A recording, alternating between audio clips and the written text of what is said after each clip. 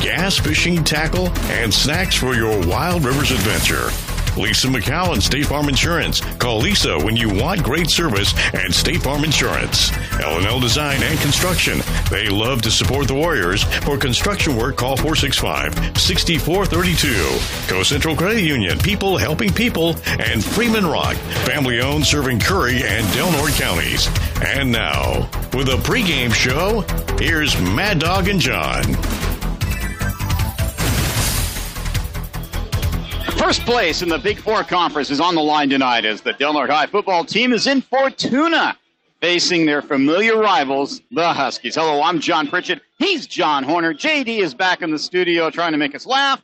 And welcome to the Warrior pregame show on KPOD 97.9 FM and DelNorteSports.com. Mad Dog, these two teams come in with 1-0 conference records. Now, and the winner is going to be guaranteed at least a share of the Big Four crown.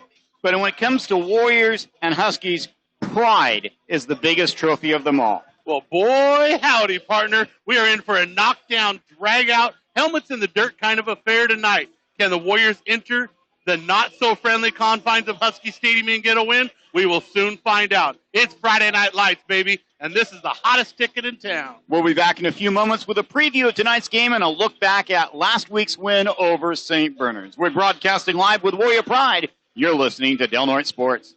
There's more to the pregame to come. Follow the Warriors online at kpodfm.com or delnortesports.com.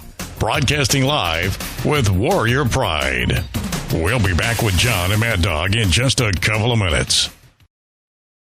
Accidents and illnesses usually happen without warning and often at the most inconvenient times. That's why Sutter Coast Healthcare Center Walk-In Clinic is here to help. We're open 7 days a week from 8 in the morning until 6 o'clock at night. No appointment needed. Our network of highly trained providers and staff treat all kinds of non-emergent, non-life-threatening issues such as animal bites, fevers, coughs, cuts, sprains, and sports injuries. Find us at 785 East Washington Boulevard, Suite 10 in Crescent City. For more information, visit sutterhealth.org/coast.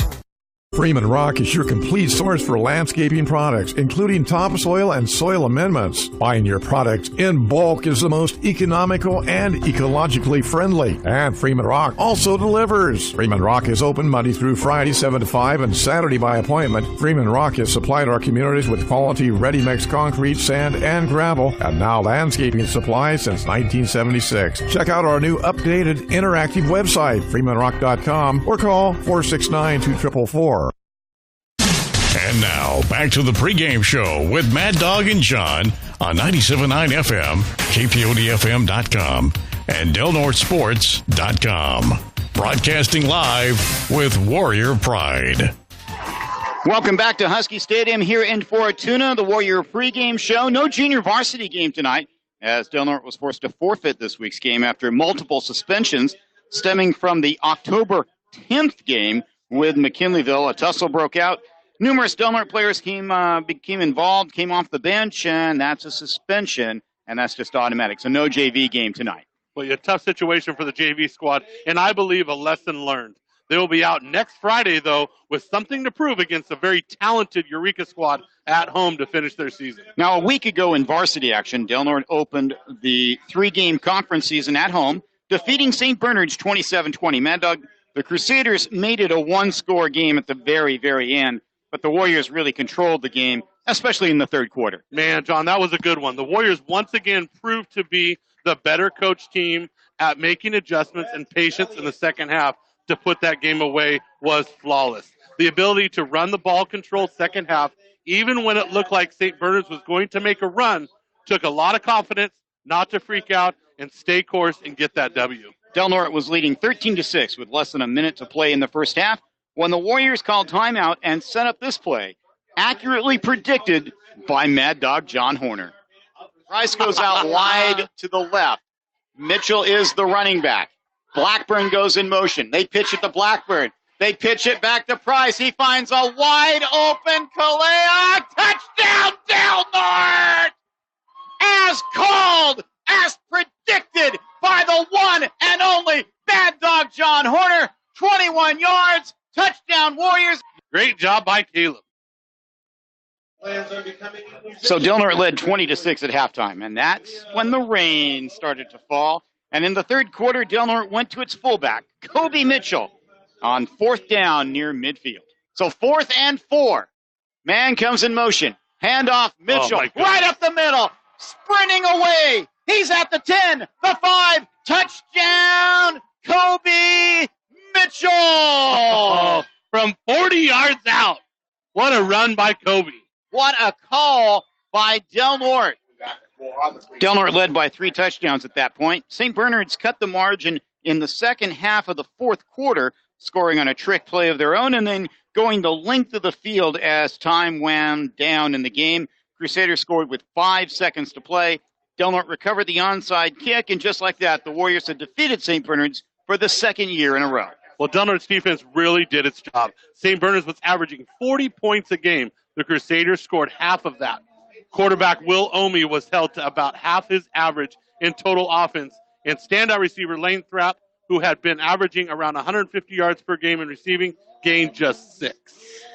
Del Norte improved to 7-1 overall. And the next night in Eureka, on homecoming night for the Loggers, it was Fortuna rising to the occasion, claiming a, was it 21 or 22-14? 22-14 victory, playing without one of its best players, Levi Nyberg. Mad Dog, what did you come away from that game with? Well, let me tell you what I saw. I saw a Fortuna squad able to adapt to a different philosophy and style of play mid-season. Give this Fortuna coaching staff a lot of credit.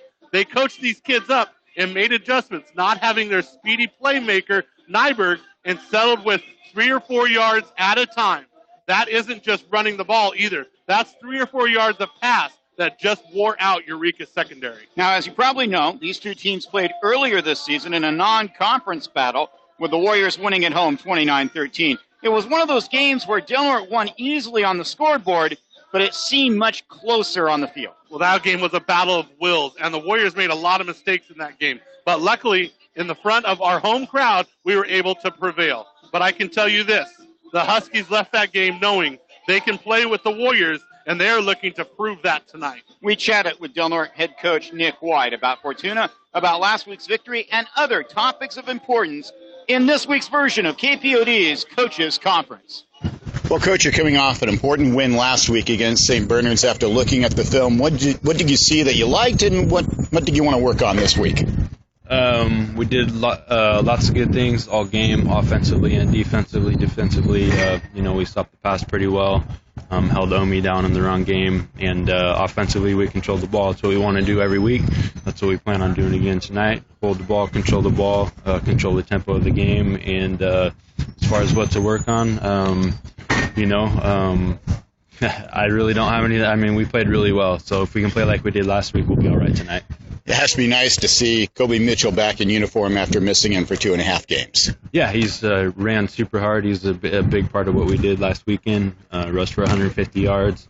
We'll try to get him some touches tonight, see what happens. Everybody defends us a little bit different. So, if the kids' numbers called all game, then most of our kids respond really well. Defensively, it'll be nice to have him back, too, and it just helps with our depth overall. This week with Fortuna coming up, what's the challenge of playing a team that you've already played once? In this case, you defeated them 29-13. Is it a good thing to have played a team once before, or is it in some ways more difficult? It's definitely playing them for sure. It's more difficult because of their coaching staff and their scheme. Their kids or buy into their program, and so it's definitely difficult. We each kind of know who the other team is. Minor adjustments here and there for this week, I'm sure, on both sides, and you just go out and play the game, and hopefully you're prepared and the kids are ready. What do you expect to see from a Fortuna team that's coming off a big win last week against Eureka? A lot of belief, a lot of buy-in to what they're doing is the big part. They had a huge win last weekend, and they're going to try to carry that momentum into this. This is their senior night, so they're going to go out as full force. Got some bad news on the injury front. You lost Sam Showerman, looks like, for most of the season. What type of changes are you making this week with your injuries? It's a big loss for us. We feel bad for him. He's having a great year. He was number 3 in the section in tackles for a loss on defense, and really one of the anchors on our O-line. that being said, we got kids that'll step up. Trevor Freeman will be starting at right tackle. He's more than ready for the challenge. He's been waiting all year for this opportunity, and I think he's going to do awesome. And on defense? And on defense, Kaiba is going to move down inside. We have Kobe Mitchell back too on D. So and Connor Long will be our defensive end. So it's next kid up, next kid's ready. These kids are ready to go. Coach, good luck tonight. Best of luck against the Huskies. Thank you, appreciate it. Del Norte coach Nick White talking a short time ago about tonight's game with Fortuna, with kickoff set to start in a little over 4 minutes. We'll return in a few moments with more of the Warrior pregame show, including the starting lineups and the keys to tonight's game in just a moment. We're broadcasting live with Warrior Pride. You're listening to Del Norte Sports. There's more to the pregame to come. Follow the Warriors online at kpodfm.com or delnortesports.com. Broadcasting live with Warrior Pride. We'll be back with John and Mad Dog in just a couple of minutes. If you or someone you love needs chemotherapy or other infusion services, Kind Compassionate Care is close to home. Sutter Coast Hospital's Infusion Center in Crescent City is here to serve your infusion needs more conveniently. Our infusion center right behind the hospital in Crescent City is spacious and peaceful and features 9 large roomy infusion areas and an oncology clinic. For more information or to schedule an appointment, call 707-464-8998 or visit sutterhealth.org/coast. When you choose L&L Design and Construction, it's a game changer. They can do it all. New home construction, remodels large or small, garages and manufactured home site development. They're local, reliable, and love this community. When it comes to design and construction, choose the LaFazio family at L&L, proud supporters of the Del Norte Warriors. Start planning for spring today. Call 707-465-6432, license number 931605. And now, back to the pregame show with Mad Dog and John on 97.9 FM, KPODFM.com, and DelNorteSports.com. Broadcasting live with Warrior Pride. Welcome back to the Warrior pregame show. We are in Fortuna, the second of 3 conference games, this time the Warriors and the Huskies. And that brings us to the starting lineups, brought to you by DelNorteSports.com. With podcast schedules and more, that's DelNorteSports.com. And for Del Norte on offense, and Mad Dog, we have some changes because of the injuries. In the slot position is going to be Chase Blackbird, the senior, moving over to the wide receiver spot. The right guard is going to be Tanner Forkner, the junior, 5'10", 205. At right tackle, making his very first start of his varsity career is 6 foot, 210-pound sophomore Trevor Freeman. The center is Luke King, just a 3-year starter at the center spot. He's 5'11", 265 pounds. Anthony Slayton, the normal starter at left guard. He's a senior, 6'2", 220. Noah Yang, getting his first start in a while, will be at left tackle. Tight end's Connor Long. He's 6 foot, 200 pounds. Wide receiver is the team's leading receiver, Caleb Price, 6 foot, 200 pounds. He has 5 receptions, touchdowns. The running back is going to be Levi Cooley Cox, 5'8", 175 pounds. He's less than 100 yards away from 1,000 yards for the season.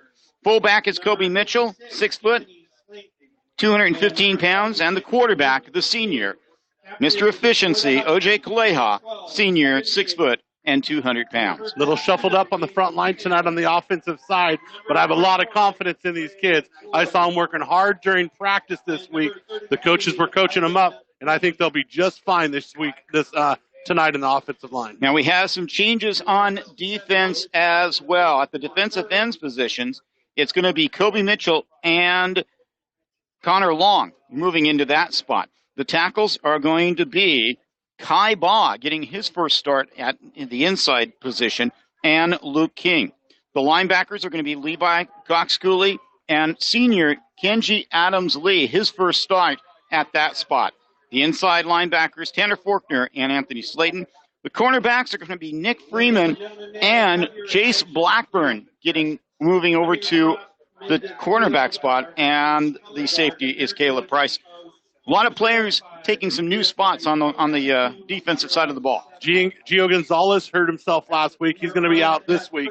So that's going to move Blackburn out to the outside to the cornerback spot. Great tackler in Blackburn. I don't think we lose much of a step there. Kenji being a senior, a lot of leadership out there. I think defensively will be just fine. Well, the flags are a-flying here at Fortuna as we get ready for our national anthem as performed by the Fortuna Marching Band.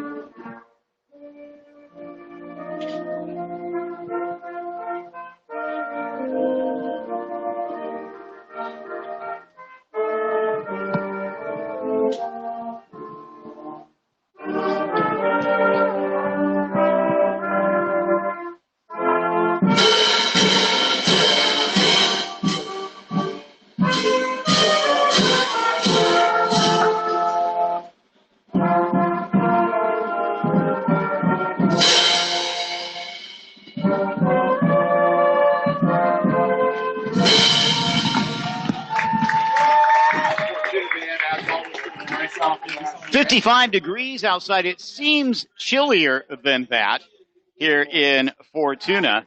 And now we take a look at the keys to the game for the Warriors. First, on the offensive side of the ball, Mad Dog, what are your thoughts?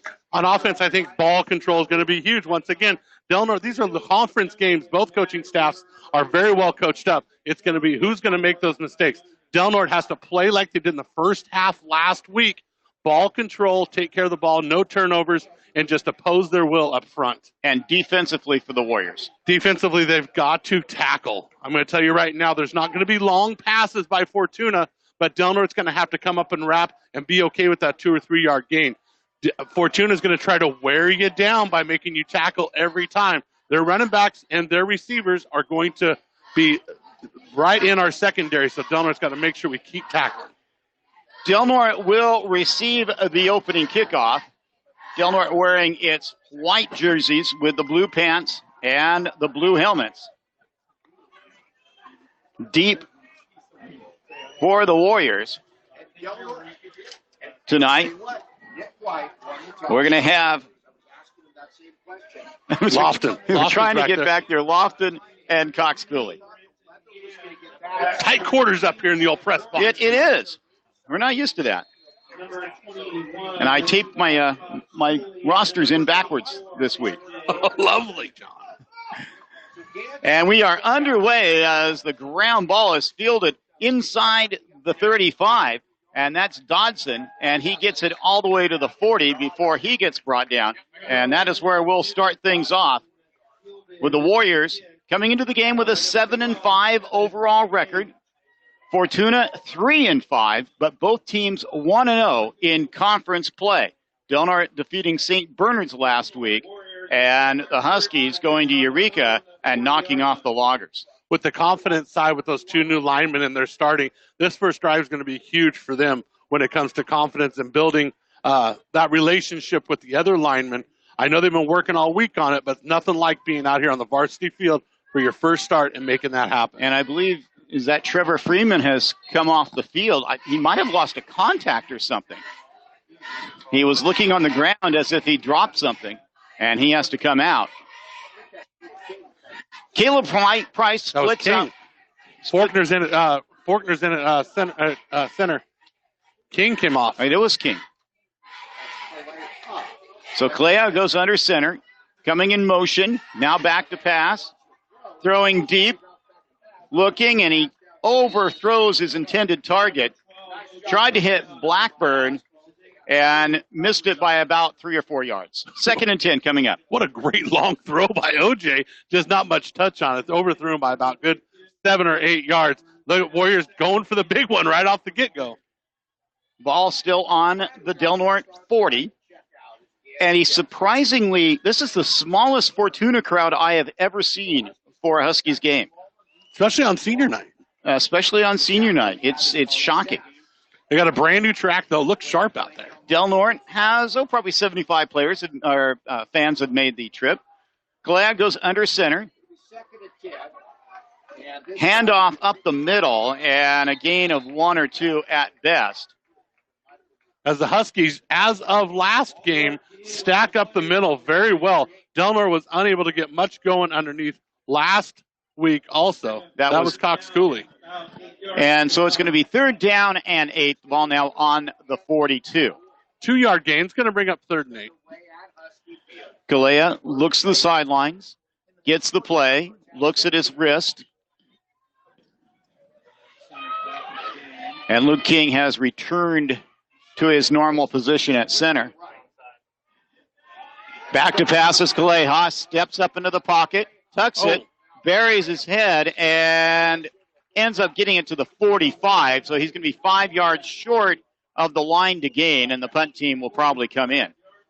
Looked like OJ could have sprinted out to the right-hand side there, but he went towards the contact. Good for 3 yards on the play. Back deep is Dayton Taylor for the Huskies. Kenji Adams-Lee is the punter, and he's been averaging roughly 40 yards a punt this season.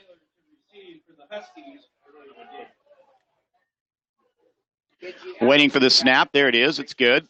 There's the kick. It's very good. Taylor takes it at the 25, goes immediately to his knees, and now that will be where the Huskies will take over, 1st and 10. A different start this week than last week, Mad Dog, when Del Norte took the opening kickoff and went the distance. You know, Del Norte tried a little bit there. They threw the ball 2 out of 3 times there, trying to catch Fortuna off guard, but Fortuna did a great job at covering our receivers down the field. 10:20 left here in the first quarter as Fortuna gets their first possession of the ball game on the Center Coast Hospital scoreboard. Your score 0-0. You're listening to KPOD Crescent City, 97.9 FM, and DelNorteSports.com. Taylor at quarterback, man in motion, pitches it coming to the left side, and it's going to be a loss on the play. In fact, back to just past the 35. It's going to be ruled as a no gain for the Huskies, as Price came up from his safety position to make the tackle. Great job by Price on the outside right there, making that play. 2nd and 10, ball at the 26. No score on the Center Coast Hospital scoreboard. One receiver goes out wide to the right. Taylor back to pass, and can he get away? No, a sack for the Warriors as Kobe Mitchell takes him down all the way back at the 20. It's going to be 3rd and long. Kobe Mitchell did a great job from the end right there. He pushed the tackle inside and just manhandled the tackle and went right at the quarterback. Loss of 6 on the play. That makes it 3rd and 16. Ball sitting exactly on the 20-yard line.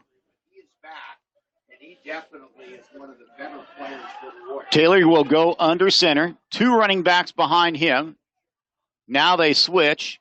Single running back behind him. Man comes in motion. Back to pass is Taylor. Pressure comes. Swings it out and quickly getting hit and tackled as Blackburn comes up and puts down Max Huff. What a great job by Blackburn. Great read. He saw the screen setting up, and he sprinted right to the ball. He even knew where the receiver was going to be. Great job, great coaching, great film work right there by Blackburn. All the way back to just past the 15-yard line. Blackburn and Cox Cooley are standing near their 50-yard line expecting the punt from Huff. Waiting for the snap. There it is. There's the kick. Ooh. And it goes out of bounds. It nearly hit Coach Bembo of Fortuna. And it's going to be inside the Fortuna 40. In fact, it's going to be at the 37-yard line. Great field position to start this drive for Del Norte. Great field position for the Warriors. I think we got robbed by about 4 yards on the punt marking there, but I'm okay with it. But we flipped the field. You're right. Great job. 0-0 our score. 8:17 first quarter on the Sutter Coast Hospital scoreboard. John Pritchett, John Horner with you from Fortuna High School, where the Warriors attempting to go 8-1 this year. Handoff, Cox Cooley going around the left side, gets spun down, but not before he picks up about 6 yards as Del Norte's leading rusher this year gets it to the 33. And if you remember, John, last time we played Fortuna, that was our bread and butter, off tackle to Cox Cooley. He had 250 yards last game, off tackle like that. Last time we played these guys, they plunched the middle, and we were able to have success off tackle like that. And Cox Cooley just picked up those yards. Caleb Price comes out wide to the right. Blackburn goes in motion. Pitches it to Blackburn, coming back the other way. Avoids one tackle, but can't avoid a flock of Huskies that bring him down to 31. So it's going to be 3rd and short. I like the decision by Blackburn. There was a pitch to the outside. He saw he was contained to the outside, and he cut that thing up and picked up the 1 yard, what he could get out of it. 3rd and 3 on its way for Del Norte. Warriors trying to take advantage of a short Fortuna punt. And you have to think this would be 2-down territory for Del Norte. Price comes out wide to the right. Bunch formation. Cox Cooley goes in motion, gets the ball, gets the first down, and gets it inside the 15 to about the 13-yard line for the junior running back. Good for 7 yards in the play, and Cox Cooley did a great job. They shaded to the outside, didn't let him get to the corner, and when he saw that, he cut that thing squared up to the line of scrimmage and picked up 7 yards up the middle. He is so adept at putting his foot in the ground and squaring his shoulders and then accelerating upfield. You know, if they give him the edge, he's going to take it to the outside. But if they seal that edge, he's great at turning them shoulders up and getting upfield. 1st and 10, Warriors rather slow getting out of the huddle. Now they break it. Luke King in the spot. 2 running backs behind Kalea. Handoff, going around the right side, trying to get to the corner, and into the end zone. Touchdown, Del Norte, Levi Cox Cooley. Same thing the other way. Great job by Cox Cooley. Reading the defensive end, cutting that thing inside. 22-yard touchdown by Cox Cooley right there. Fantastic job by the senior. Warriors draw first blood here in Fortuna as Levi Cox Cooley scores on his,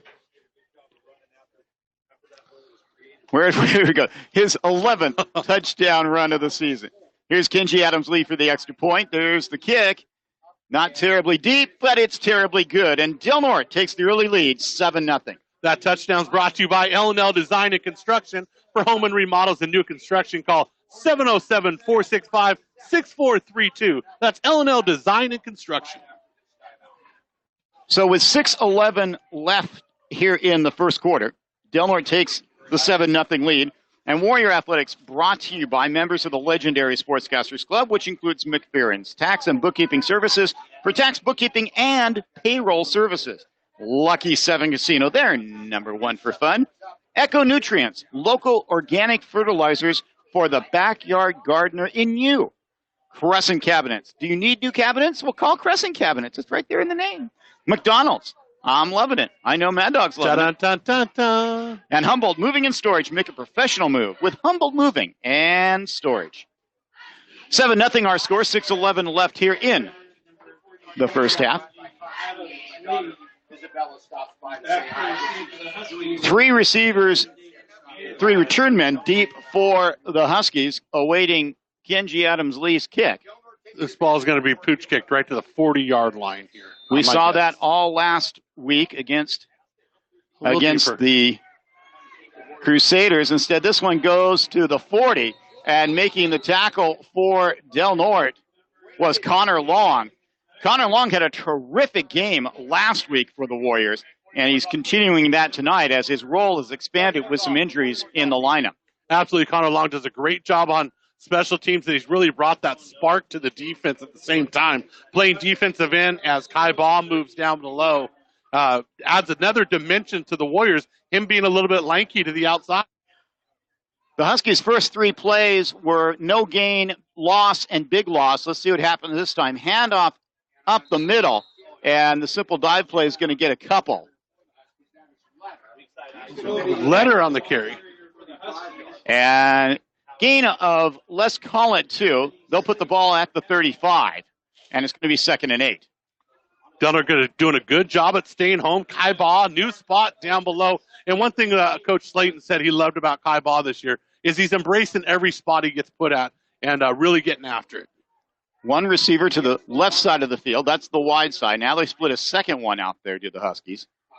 Man goes in motion now to the far side of the field. Back to pass and being chased. Penalty flag flies as Taylor gets wrapped up.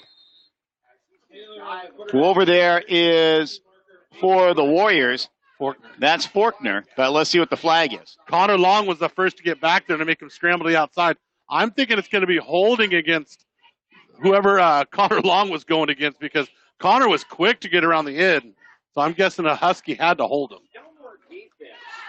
Great job by the defense. Here's the signal. Illegal shift. A 5-yard penalty.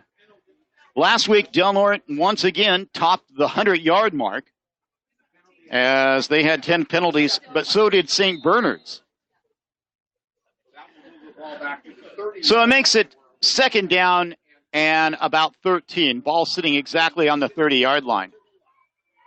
Taylor goes under center. He had a terrific game last week against Eureka. Straight up the middle, and Letter is grabbed by Mitchell from behind and dragged backwards. They're going to give him 1. Well, give him half a yard. Ball's going to be close to the 31. It's going to be 3rd down and let's say 12. They have to get to almost the 44. That Warrior front 6 with the 2 middle linebackers and the 4 up front are absolute dominating. They dominated last week against St. Bernard's, and they are absolutely dominating so far here in the first quarter against this Husky team. The middle part of the front line of Kai Baugh at 245 and Luke King at 265 is stout. Back to passes Taylor. Here comes the pressure from Mitchell. Connor Long, and they will bring him down. The 2nd sack of the night, the 2nd sack of the quarter. That was Kai Baugh and Connor Long, the left side of the line. I mean, he didn't even have a chance to think about throwing the ball. As soon as the ball got in his hands, he was reeling backwards as the Warriors just opposed their will on the Fortuna front line. For the second consecutive series, the Huskies go backwards. And Coach Bimbo upset over his offensive line's inability to protect his quarterback. Number 10, Max Cox, the punt. Levi Cox-Cooley standing again on his 50-yard line. Here's the punt. It's a low snap. Gets it away just barely. And it takes a Fortuna bounce. Cox-Cooley picks it up, sheds one tackler, but can't get away from the second one. And Del Norte will take over on its 3rd possession of the night on their own 48-yard line. You know, Cox-Cooley didn't get a lot of yards on that return, but he saved about 20 yards. He did. By making the play because that ball was beelining down the field with a great hop from Fortuna. Warrior Athletics brought to you by Sutter Coast Hospital, serving our community with care. And Lisa McCowan at State Farm Insurance. Call Lisa when you want great service and State Farm Insurance. Warriors leading 7-0 on the Sutter Coast Hospital scoreboard and with the ball. Handoff up the middle. That's Mitchell shedding tacklers. Gets the first down into Husky territory to the 41-yard line. The one way we can beat this Fortuna Husky team up the middle is that quick hitter right there. Before that Husky team has the time to react, Mitchell hits that hole hard, and that's a quick 10 yards by Mitchell. Mitchell coming off a 153-yard effort last week, a career high for the senior. 1st and 10 now for Del Norte. Ball at the 41 of the Huskies. 7-0 our score. Del Norte in front. Galea goes under center. Twin running backs behind him. Hand off to the man in motion and getting to the 35.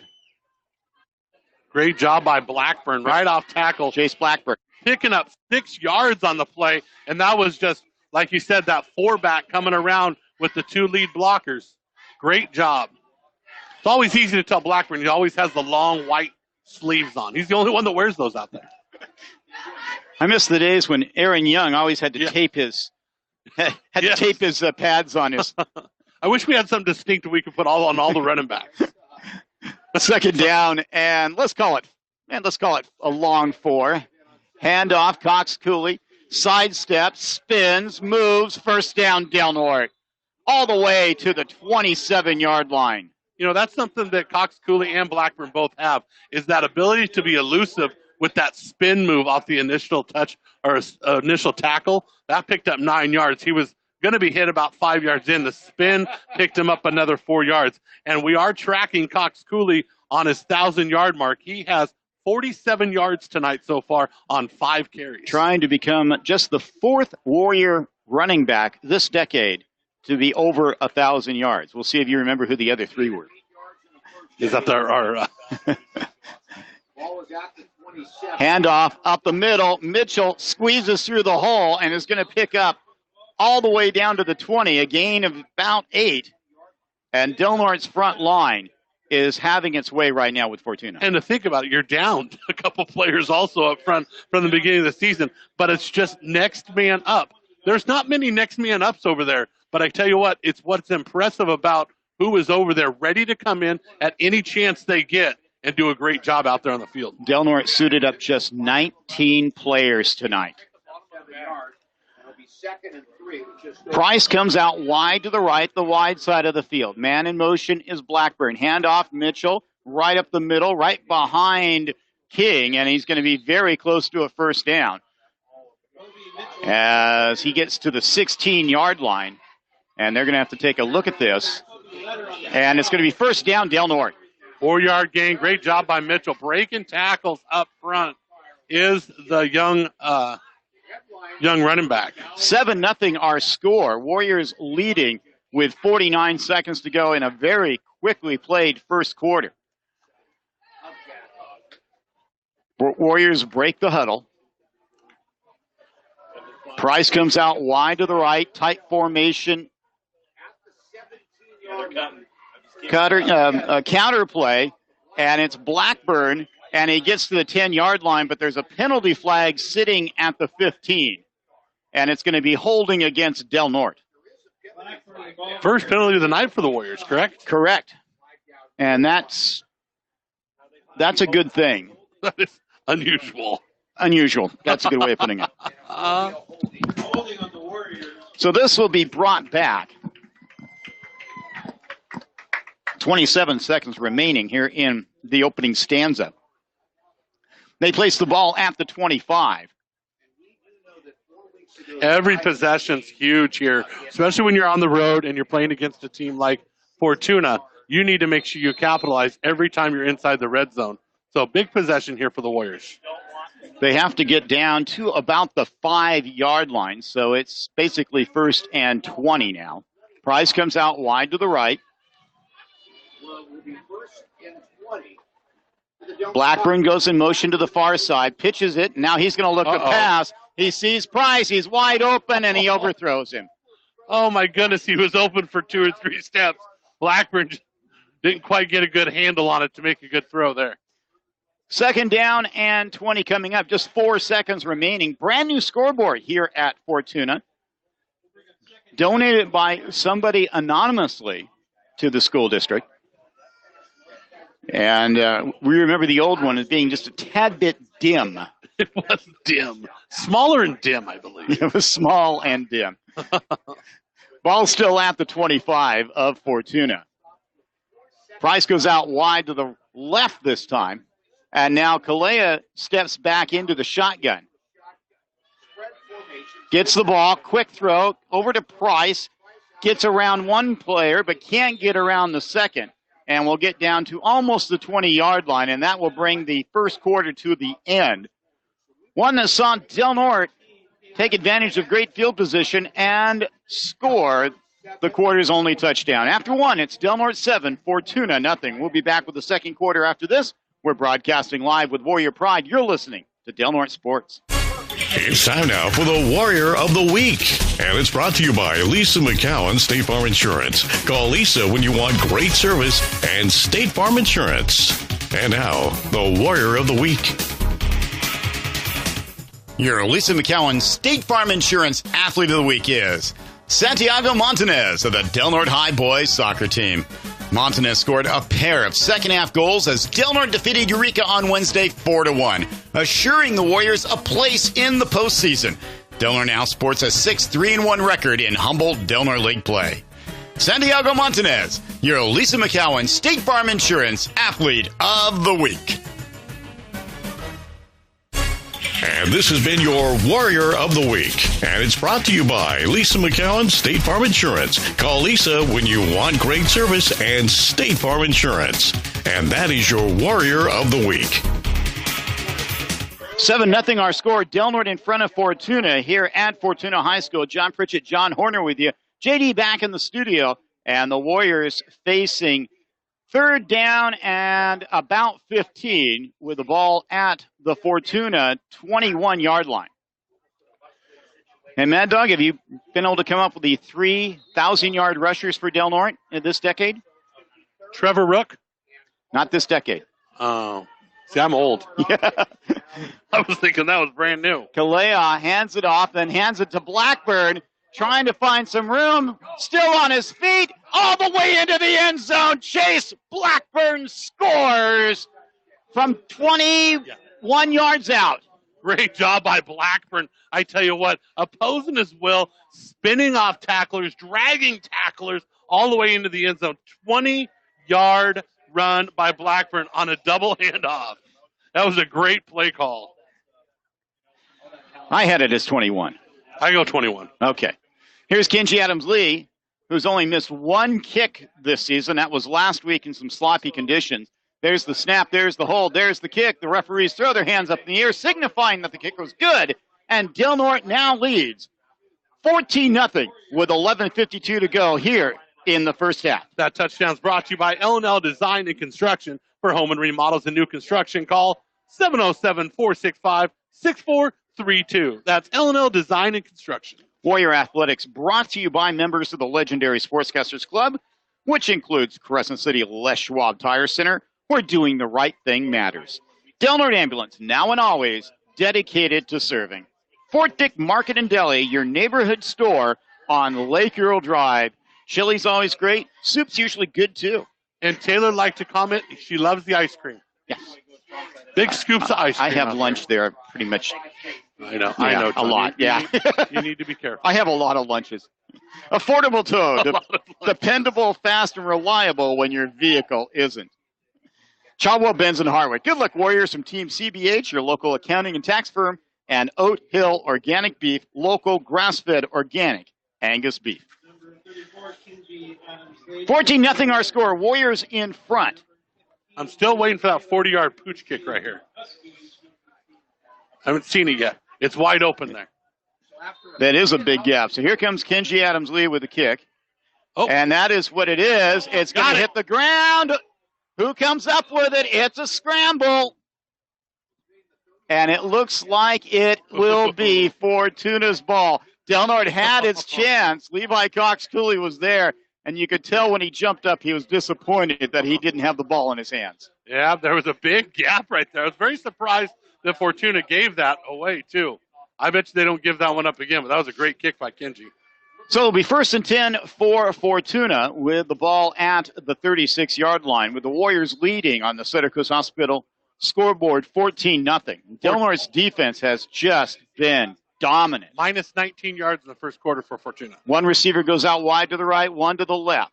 Quarterback is Dayton Taylor. He's going to take it himself, and he will eventually get brought down as just when it looked like he might get away, making the ankle tackle for Del Norte was Luke King. Lost the one on the play, so Taylor's 2 sacks and that one carry, minus 16 yards. Full house, 44. Second down and 10. Next week, we will be back at Mike Whalen Field, the final regular season game of the season. Postseason after that Eureka coming to town, and that game could have huge ramifications. Second down. It's going to be Taylor again, trying to go around the left side, turns the corner, and gets bumped out of bounds as Caleb Price has to hurdle the bench on the far side. So the best play of the night so far for the Huskies results in a first down all the way to about the 47-yard line. Man, when Taylor was allowed to get around the outside, that kid's got a big burst of speed, 11-yard gain. Make it the 48, and it's going to be first and 10. Last week, Taylor kind of willed his team to victory as the Huskies had been splitting quarterback duties between him and Max Huff, but Taylor has the job now. Handoff this time, and it's going to be a gain of 1. Slayton, the first one back there. Great job by Slayton cutting through the middle. Cox Cooley also making the tackle as Letter was the carrier. Ball's exactly in the middle of the field, dead center at the 50-yard line, and it's going to be second down and about 8. Warriors leading 14-0, trying to go to 8-1 overall, 2-0 in Big Four conference play. Twin running backs behind Taylor, who's back to pass, winds up, throws, and it's incomplete. A little bit of a timing pattern there, back shoulder throw to Gans, but Taylor did a great job of putting the ball in place. Gans just didn't break off his route quick enough. Nick Freeman with the coverage for the Warriors, and it's third down and 8 to make. Ball still exactly on the 50, exactly 10 minutes remaining here in the second quarter. 14-0 for the Warriors. Warrior Athletics also brought to you by the Hayuchi Hamlet, sponsors of the Hayuchi Hamlet halftime report. And we're hoping to have a very special guest join us here at halftime. Third and long for the Huskies. Ball at midfield.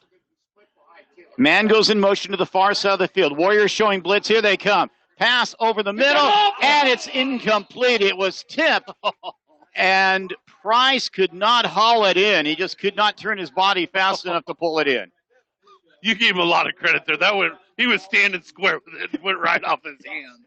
But great job. Great try by Caleb. He was like this, looking at it like, oh, no. Fourth down coming up. Good try by Caleb, though. It was coming at him very fast. You made it sound really good, like he twisted his body and everything else. Okay, so I have a pillar in front of me. I swear, ladies and gentlemen, I have a pillar in front of me. You'd be happy to know that it was that tough. Could not see it at all. Here's the punt team. Levi Cox Cooley deep. There's the snap. There's the kick. Nice punt. And Cox Cooley's going to let it bounce, and he's going to have to pick it up at the 1 as, in fact, he just jumps on it there. At that point, you're not going any farther. You might as well see if it rolls in the end zone. So with 9:45 to go, the Warriors leading 14-0, but facing a long, long field after getting a couple of short fields to work with. Now they have to go. Let's see where they mark it. Looks like it's about on the 2-yard line. Well, you could call this a championship drive right here, John. You can go 9.5 minutes, the full length of the field, and don't give the Huskies back the ball and put it in. Or they could just break one off here. You think so? They could do that. Kalea just takes it straight up the middle behind Luke King and gets it out to near the 5. Just gets a little breathing room for the Warriors. And it's going to be second down, and let's call it 8.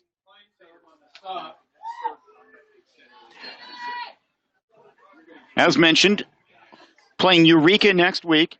Eureka and St. Bernard's play tomorrow at St. Bernard's High School. At 1 o'clock. At 1 o'clock, there's some question regarding the power situation. Handoff up the middle is Mitchell, and he cannot get over a pile of players. He tried to step over it, and when he did that, he was grabbed onto and brought down. 3rd and 6 coming up.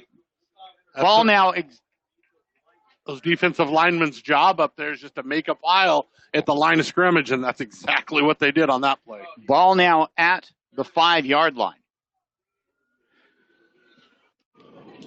So an important play here for Del Norte. in that they do not want to have to punt from their own end zone and give Fortuna a short field to work with. Absolutely not. We got to flip the field possession at least. At least get this ball out to the 40 before we end up doing something like that. Another long huddle for Del Norte, and in fact, they're going to call timeout as that one seemed to have some issues coming out of the huddle.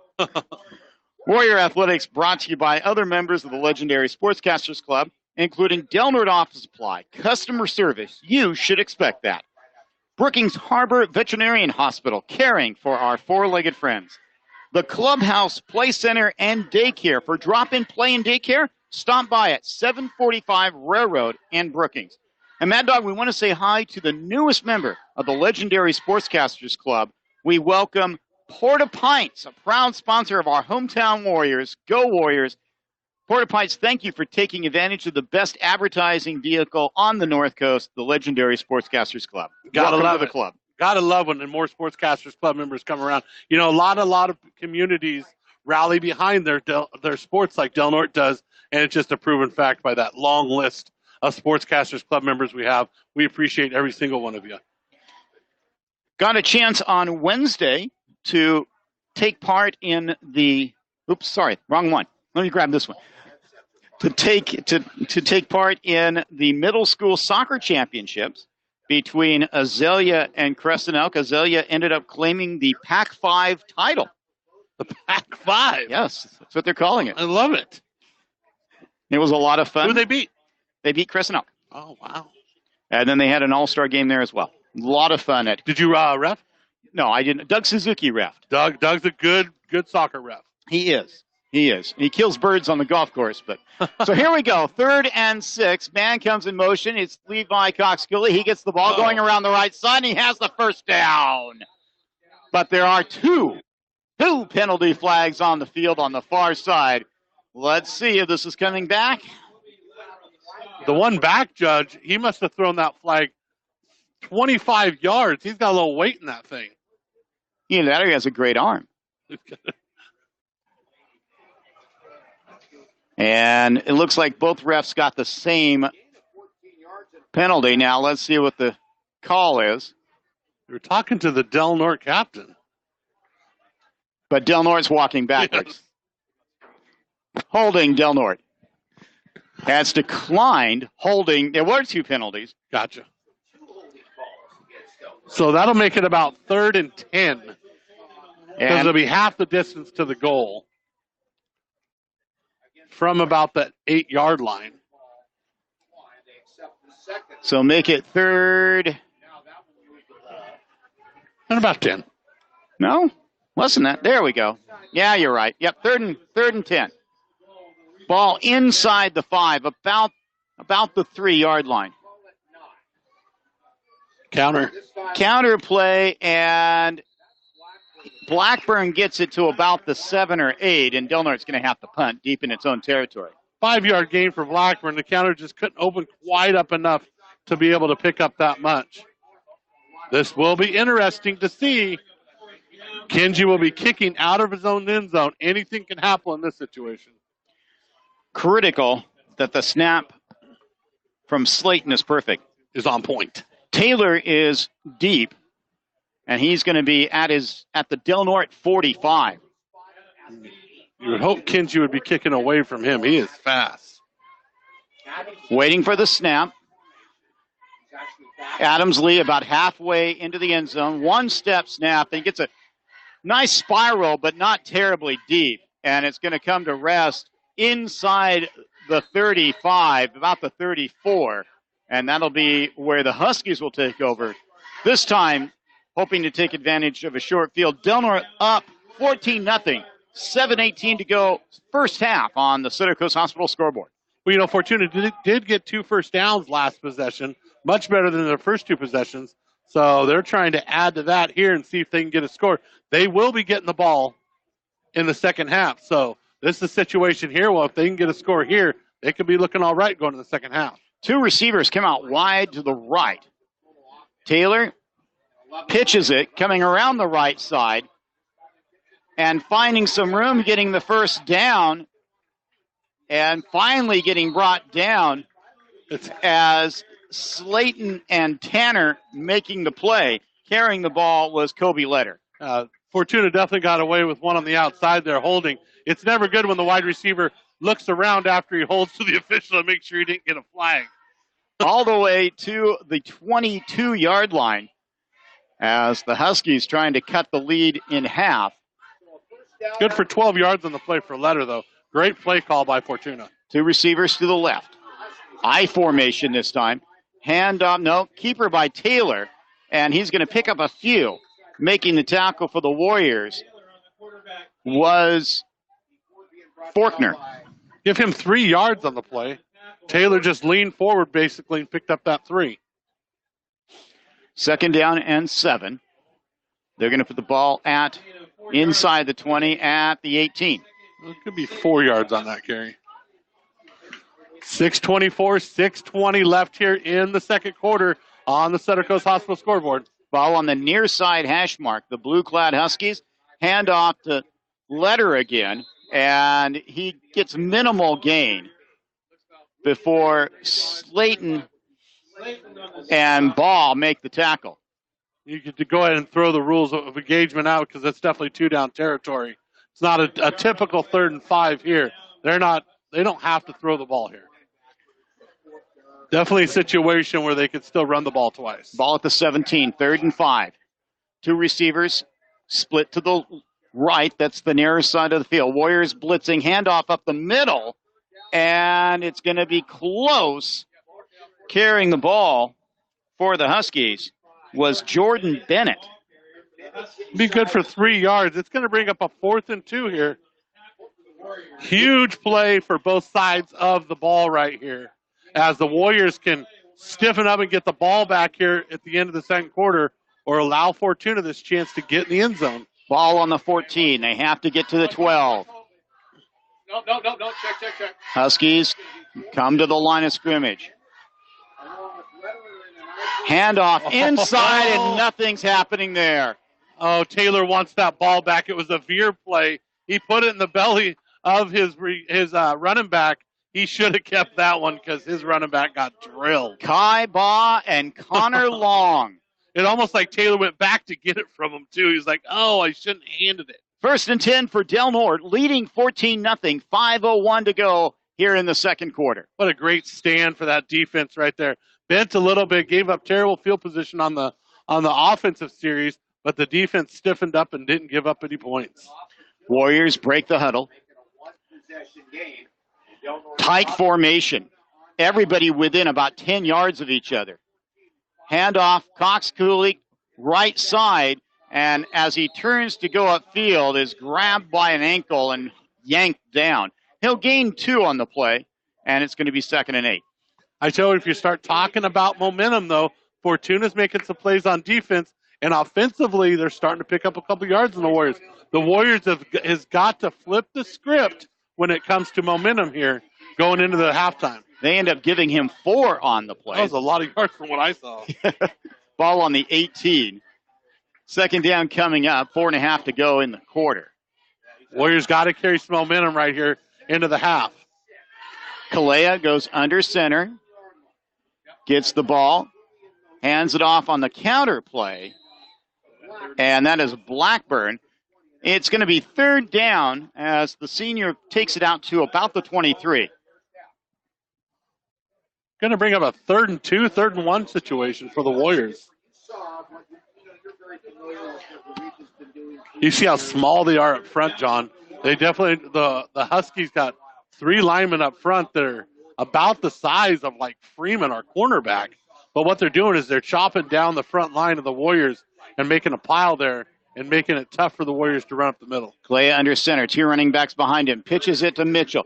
Trying the right side, spins away once, but did he get the first down? Oh, yeah. Yes, he did. Good for 4 yards on the play, Mitchell. But I was looking back after the play. There was a pile of the center, the 2 guards, and the 2 defensive players as the Fortuna Huskies just dive at the Warriors' front line. And how versatile and make a pile is Kobe Mitchell, where they can line him up at fullback, or they can split him into a tailback position and pitch him the ball. Well, that was that situation in Mazama. Remember how O.J.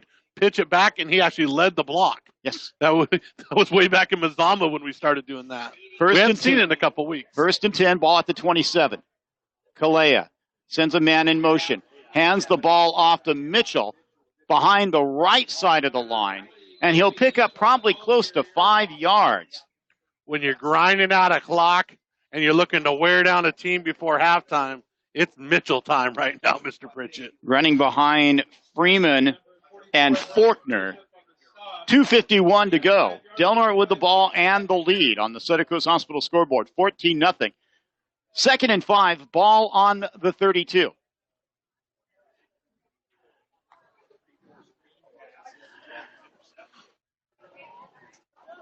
Winner of this game goes to 2-0 in conference. Handoff, Mitchell, right side again. And it's going to be another first down, Del Norte. Another 5 yards. Mitchell picking up 5, wearing down the front line. And that front line from the Warriors doing a great job moving the stakes. Del Norte finding room on that right side of the line. And you got a feeling that Coach White and Coach White are setting something up.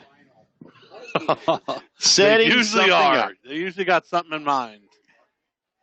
Warriors come to the line. Price, the lone wide receiver. Handoff on the counter play again. And Blackburn just gets tripped up just as it looked like he had some room to run. But it's still going to be a gain of 5. And that's becoming a consistent number. Less than 2 minutes to go now. 1:44 left in the half. And, man, when you got 3 running backs, Cox Cooley, Mitchell, Blackburn, that all are great running backs and reading their blocks well, that's tough to stop when you got 3 of them that can do that. Kalea now shifts into the shotgun and sends 3 wide receivers to the right, 1 to the left, a single running back, Mitchell, to his left.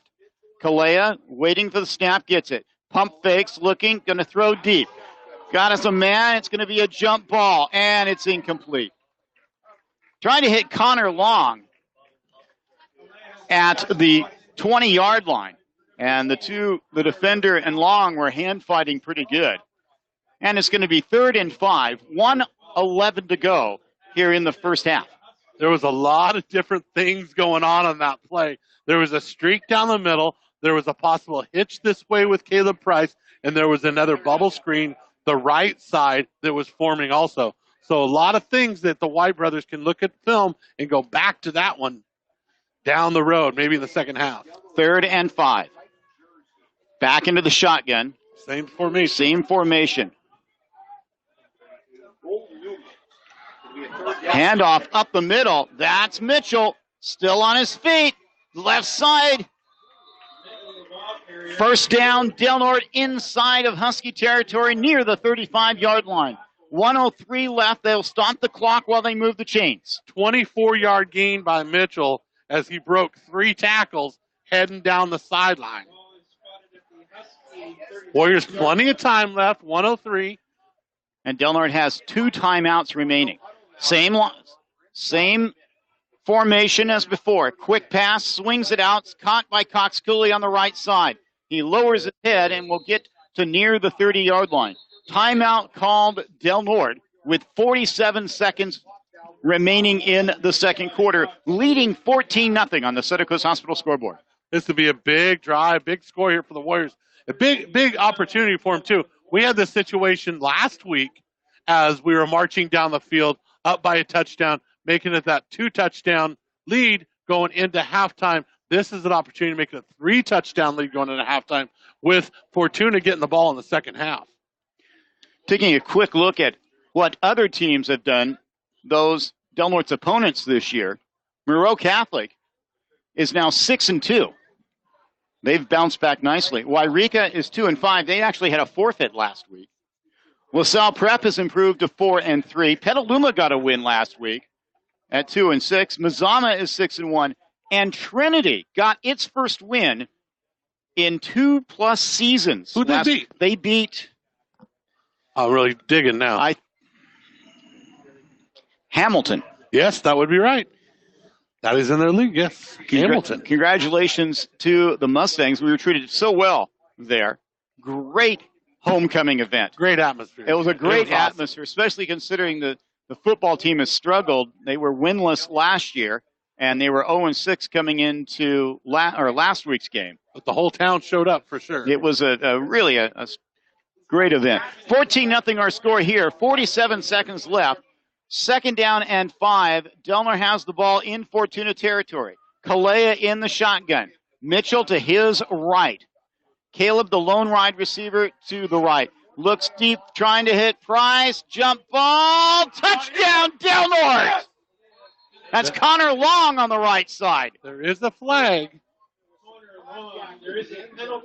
in the end zone. Waiting. The question is who it's against. Here's the signal. It's pass interference against Del Norte. Not the first time that's been called against the Warriors. It looked like those two were going up and fighting for that thing. I see nothing of the sort. Did not see a push, but the official's the one that counts. We got instant replay, so we're going to take a look. Always nice when you got instant replay. As they march off the yards. It was great concentration by Connor to go up and make that play. Beautiful pass. I sure didn't see anything.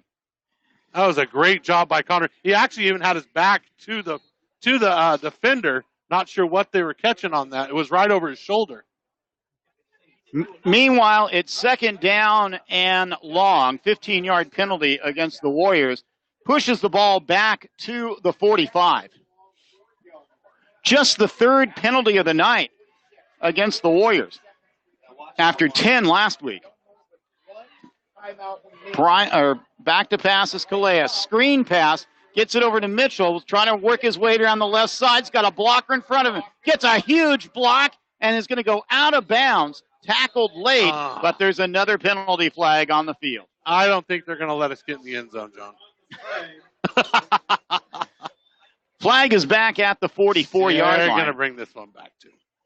And that's here's what's going to happen. 30 seconds left now in the half. Here comes the signal to make it official. Holding Warriors.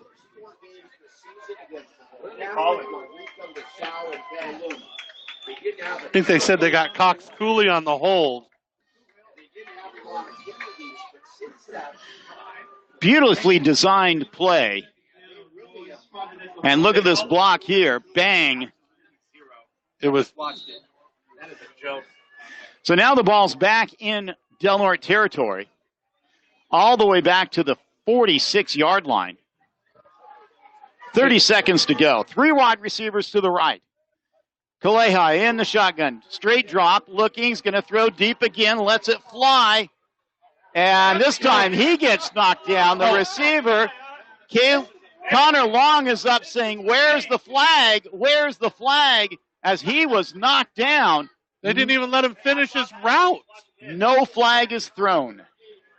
4th down coming up. How can you 22 seconds left. He stopped in front of Connor, and then Connor couldn't even finish his route.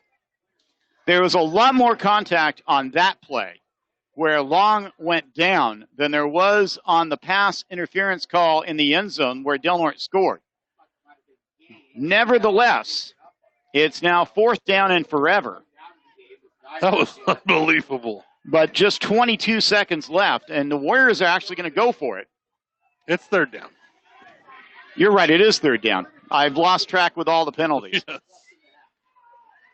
Handoff, Mitchell up the middle, and he gets it back into Husky territory to the 45, and clock is still running. Timeout's called by Del Norte with 11 seconds to go. Good for 9 yards on the play by Mitchell. So it's going to be 4th down and a whole bunch. Mitchell limping gingerly off the field, his hands clenched as he seems to be favoring that right ankle. The way he's kind of stiff with it might be a cramp situation. Stay tuned for the Hiuchi Hamlet halftime report. And we are expecting a special guest to join us, although the last time we had a special guest, that guest didn't join us then. Our special guests are not. We haven't fared well. You Shanghaied a special guest last week. I just went and found one. Next week we have Eureka at Mike Whalen Field. And Mad Dog, give us a little bit of a look of what the playoff situation looks like for the Warriors. Well, the situation is that for the Warriors can win out here, De Anza and Encinal, the number 1 and number 3 spots, have some tough games in the next 2 weeks. Del Norte can position themselves for and have rights to that number 1 spot. It's very important that the Warriors get this win and then win against Eureka, and we could definitely beat that 1 spot. With a loss to one of the two isn't going to be detrimental, but it might slide us to a 3 or 4 spot. Important the Warriors gets that 1 or 2 spot. That guarantees you those couple home games. So here we go, 4th and a whole heck of a bunch. 11 seconds left in the half. Del Norte leading 14-0, but looking for more. Back to pass is Kalea. Straight drop. He's going to step up. He's going to let it fly. Jump ball tipped, and it goes incomplete. And so with 3 seconds now, the Huskies will get the ball at their own 45-yard line, basically. And now it will be Fortuna getting to take a shot at the end zone here to end the half.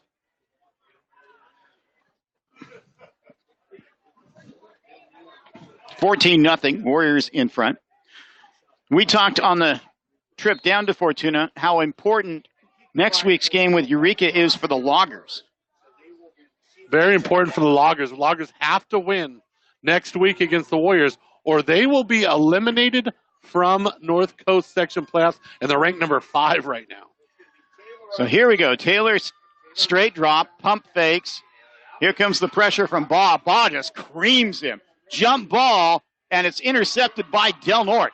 Coming back the other way is Caleb Price down the right sideline, still on his feet, and now gets brought down. A flurry of penalty flags come down. If this is a defensive penalty, we could get another play. Taylor is just walking gingerly as he was just smashed by Kai Baugh. Interception by Price. That is his 2nd pick of the season. And now, legal block against Del Norte. On the return. And that is the end of the half. Warriors score twice and lead Fortuna here at Husky Stadium, 14-0. And Mad Dog, it wasn't the prettiest half of football we've ever seen, but Coach White and his staff, I'm sure, would take this to the bank any day of the week and twice on Sunday. Absolutely. Anytime you come to Fortuna, you have a 14-point lead going into halftime, and not allowing the Fortuna offense to get anything going all night is exactly what the Warriors needed to do. And Coach White, I'm sure, left a couple out there. Wish they would have had a score in that last drive, but they did eat the clock up. I expected a lot of the second half, like we said, the second half of St. Bernard's. Del Norte's going to oppose their will, run that clock out, and try to come up with the W here. And it's important to remember on that last drive started deep in Fortuna or in Del Norte territory. On the 3-yard line with 9 minutes left. Well, we'll be back with the Hiuchi Hamlet halftime report after this. We're broadcasting live with Warrior Pride. You're listening to Del Norte Sports. It's time for the Hiuchi Hamlet halftime report. For all your convenience store needs, stop into the Hiuchi Hamlet. Broadcasting live with Warrior Pride.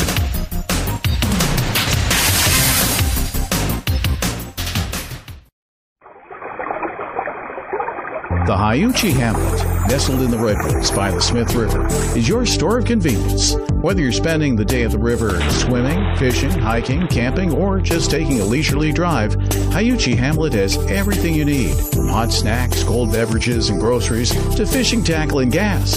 Stop in to see what kind of goodies you can find whenever you're nearby. Hiuchi Hamlet, proud supporters of the Del Norte Warriors.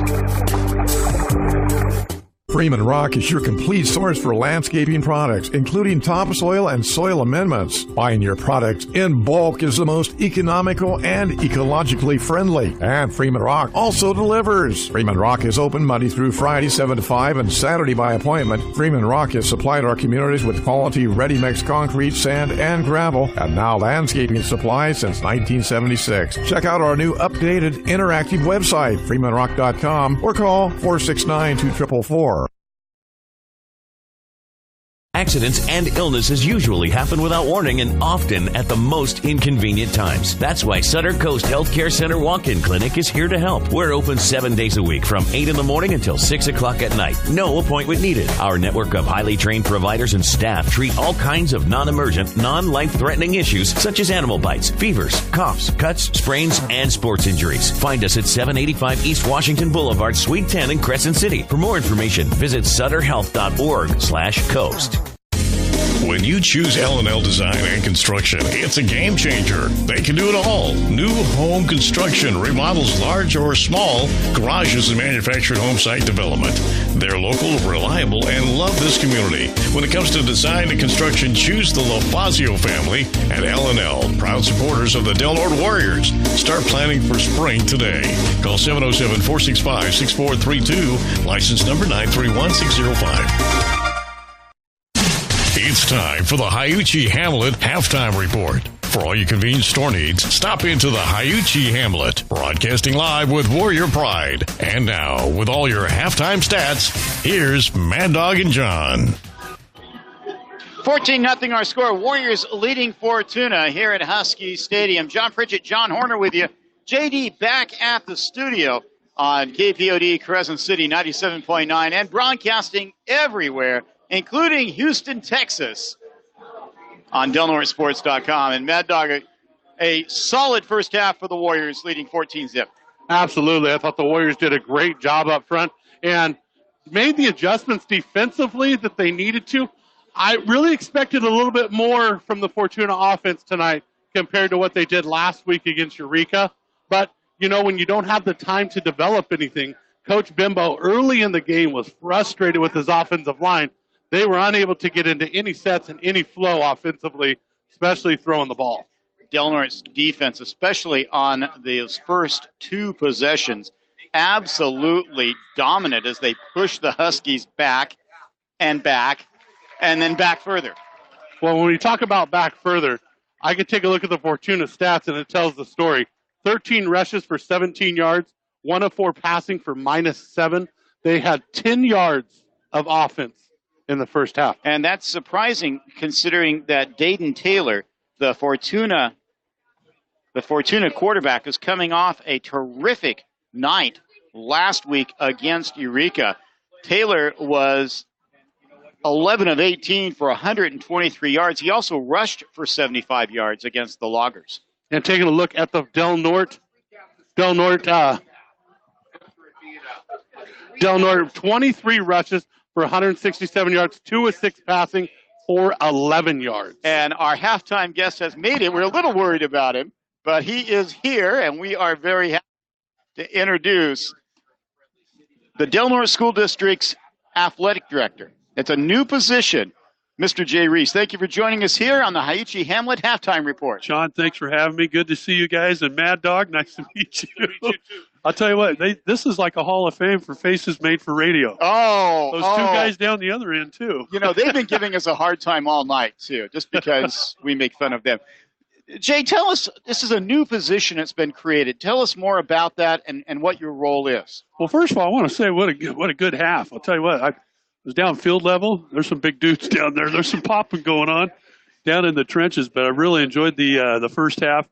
Warriors look pretty solid, and so it's been a great evening. And then, you know, John, if you would have said, hey, come October, 25th, what would you forecast the weather to be? About like this. It's about 70 degrees right now. No, it's not. It's unbelievable. It's 55 degrees. It's chilly. Oh, come on. No, tell us about what your role is going to be here you're not the high school athletic director. You are the district athletic director. I am. It's a newly created position that the Del Norte Unified School District, the Executive Board of Directors, and the Superintendent moved forward with opening the position up. And basically, so I will oversee the entire athletics of the middle school and the high school, what we're doing. Of course, Bob's been in place for, 21 years at the high school there. But so we're just going to work together and really try to organize our athletics a little more, define what we want it to be moving to the future, who we are, what we represent, what our core values are, keeping the great tradition and history that I'm very aware of from coming from Southern Oregon, where I come from, in Medford and Grants Pass, Oregon. So I'm very familiar with the history of Del Norte. And so just a matter of enhancing what we have, communications, systems, and then moving forward, our branding, sponsorship, the district superintendent, they have some goals for some new facilities. We'd like, of course, athletic director, you mentioned that to me, and I'm like, well, I want a multi-purpose turf stadium complex, and that would cure a lot of things with soccer, track and field, football, and, your PE classes, everything. I mean, you get a ton of rain in Crescent City. No. I thought we got a lot in Southern Oregon, but we get rain in Crescent City. Yeah. Oh my goodness. Although you wouldn't know it this fall, other than that, last week. But anyway, so the district really realizes that we want to try to improve some things. They've improved some of the classroom settings there. Now we want to look at athletic facilities, the safety of them, the ergonomics. Can we afford it? What can we afford? How do we get the money? But there's some great backing. I've seen some great sporting events already, John. I've been to a lot of the middle school events. Volleyball season winding up this next week, and we had our middle school soccer championship. I was just going to go there. And thank you for coming for that, by the way, to be the golden voice to introduce both teams. Our guests from Brookings Azalea and, of course, Crescent Elk, the Cougars. And they, unfortunately, were blanked by Azalea in that middle school soccer championship, 3-0. But it was a great event. You came, introduced the teams. We had the varsity teams come down from the high school. The soccer boys and girls varsity team came down. That was great to both coaches there. See our middle schools, they formed a tunnel. We introduced the kids and ran out between it. That was kind of neat. And we printed up a little color program, kind of added a little, just spice it up a little bit. Those are kind of things we want to do, look at branding, sponsorships, enhancing all those donors and backers that have done so much for, supporting Del Norte Warrior athletics throughout the many years. Jay Reese joining us here on the H.E. Hamlet Halftime Report. 14-0 Warriors in front of Fortuna. And one of the things we talked about on Wednesday at that soccer championship game is celebrating successes. And that's something you seem very positive about. And you did a great deal of that with the soccer. And I know it's something you want to expand not only at the junior high level, but at the high school level as well. Well, and really, I want to thank it was the coaches. Chris Rice really kind of brought it to my attention a couple weeks ago. Got with all the soccer head coaches in our little Pac-5 conference with Azalea and USA and the schools involved. And so we thought, let's have this championship event and let's dress it up for the kids, do the best we can. We'll work on even making it better next year, a sound system and, warm-up music, things like that. And so I'd like to do more of that. All of our events at high school, the middle schools. We hope with basketball this year that we can get a little program booklet printed up for the middle schools, have the team pictures in it and everything, and put the schedule on the back and really kind of make it special, a little more important than what it is for the kids. I learned from my playing days growing up in Southern Oregon, if you make it fun, kids will come back. They'll come out. More kids will come out. Not everybody's going to win. Not everybody's going to get to play. Not everybody's going to get to score. But you know what? It's all about team and family and, all for one and one for all. Jay Reese joining us here. And if you had just one goal that's top on your list of things you'd like to get accomplished this year, what would be leading the list? Well, I'm still going to throw it out there, a multi-purpose turf stadium. That would be the ultimate from day one when I was considered for the 2-3 interviews that I went through. I really would like to see that, even in the first year or the 10th year, whether I'm here a year or 10 years. Again, it's a newly created position. It may only sustain for a year. We'll see where it goes. But I accepted it when it was offered to me under that terms and where it is. But otherwise, I think, just improving what we have. You can always work to better things, raise the bar, take the high road, be the gold standard of the NCS and say this is what athletics is about. And it all starts in Crescent City with Del Norte. And you being from Southern Oregon, you've seen the turf stadium that is available over in Medford at Central Point, at Crater High School, at Grants Pass. So you know in your heart that it can be done. And I've seen, actually, and those are, populations from 15,000 up to Medford's now 90,000, but I've seen smaller schools, SIO. Some of these teams and schools that, are no bigger than Del Norte or some of these, county areas. But so it can be done. There's donors, there's gifts in kind, there's vendors that are with the school district and be partners for that. And, of course, there's grant monies out there, too. We just got to find that. But I think certainly we're deserving of it. I think the community in Del Norte would support it. I think it's something we would invest in our kids for those first, second graders coming up to say, you know what, we're investing in your future. This is the kind of complexes we want for our school district. Jay Reese here on the Hiachi Hamlet Halftime Report. Jay, thank you so much for joining us tonight, and best of luck to you. Thank you. And you're a referee. You've done a lot of refereeing. Not anymore. I haven't refereed for 17 years. I was supposed to referee tomorrow in Ferndale, but they canceled it because of the power situation. But I'm looking forward to having you in the gym when I'm wearing the stripes. I'm sure there's a lot of coaches that are glad I'm not reffing anymore. You can ask your counterpart, Tag, on the other microphone down there. I'm just waiting for the first time you say a word to me, and I can just give you that look. Or better, I can give you the stop sign. Hey, I just want to say thank you to Bi-Coastal Media, Mad Dog, the interviews you guys do. That's something that I was fortunate in the big cities in Southern Oregon. We always had radio, and I think it's so neat what you guys do. It really connects the whole community, brings, highlights kids. Like I told them the other day, I met with the staff, hey, there's going to be peaks and valleys, but let's just kind of keep an even kill, learn, and improve. Just keep learning, improving. But the radio coverage that you guys offer, it's awesome. So keep up the good job. Thank you, Coach. Thank you, John. Appreciate it. Go Warriors. Jay Reese, the new district athletic director for the Del Norte district. 14-0 our score here at Fortuna High School. We're going to be back with the second half right after this. We're broadcasting live with Warrior Pride. You're listening to Del Norte Sports. It's time for the Hiachi Hamlet Halftime Report. For all your convenience store needs, stop into the Hiachi Hamlet. Broadcasting live with Warrior Pride.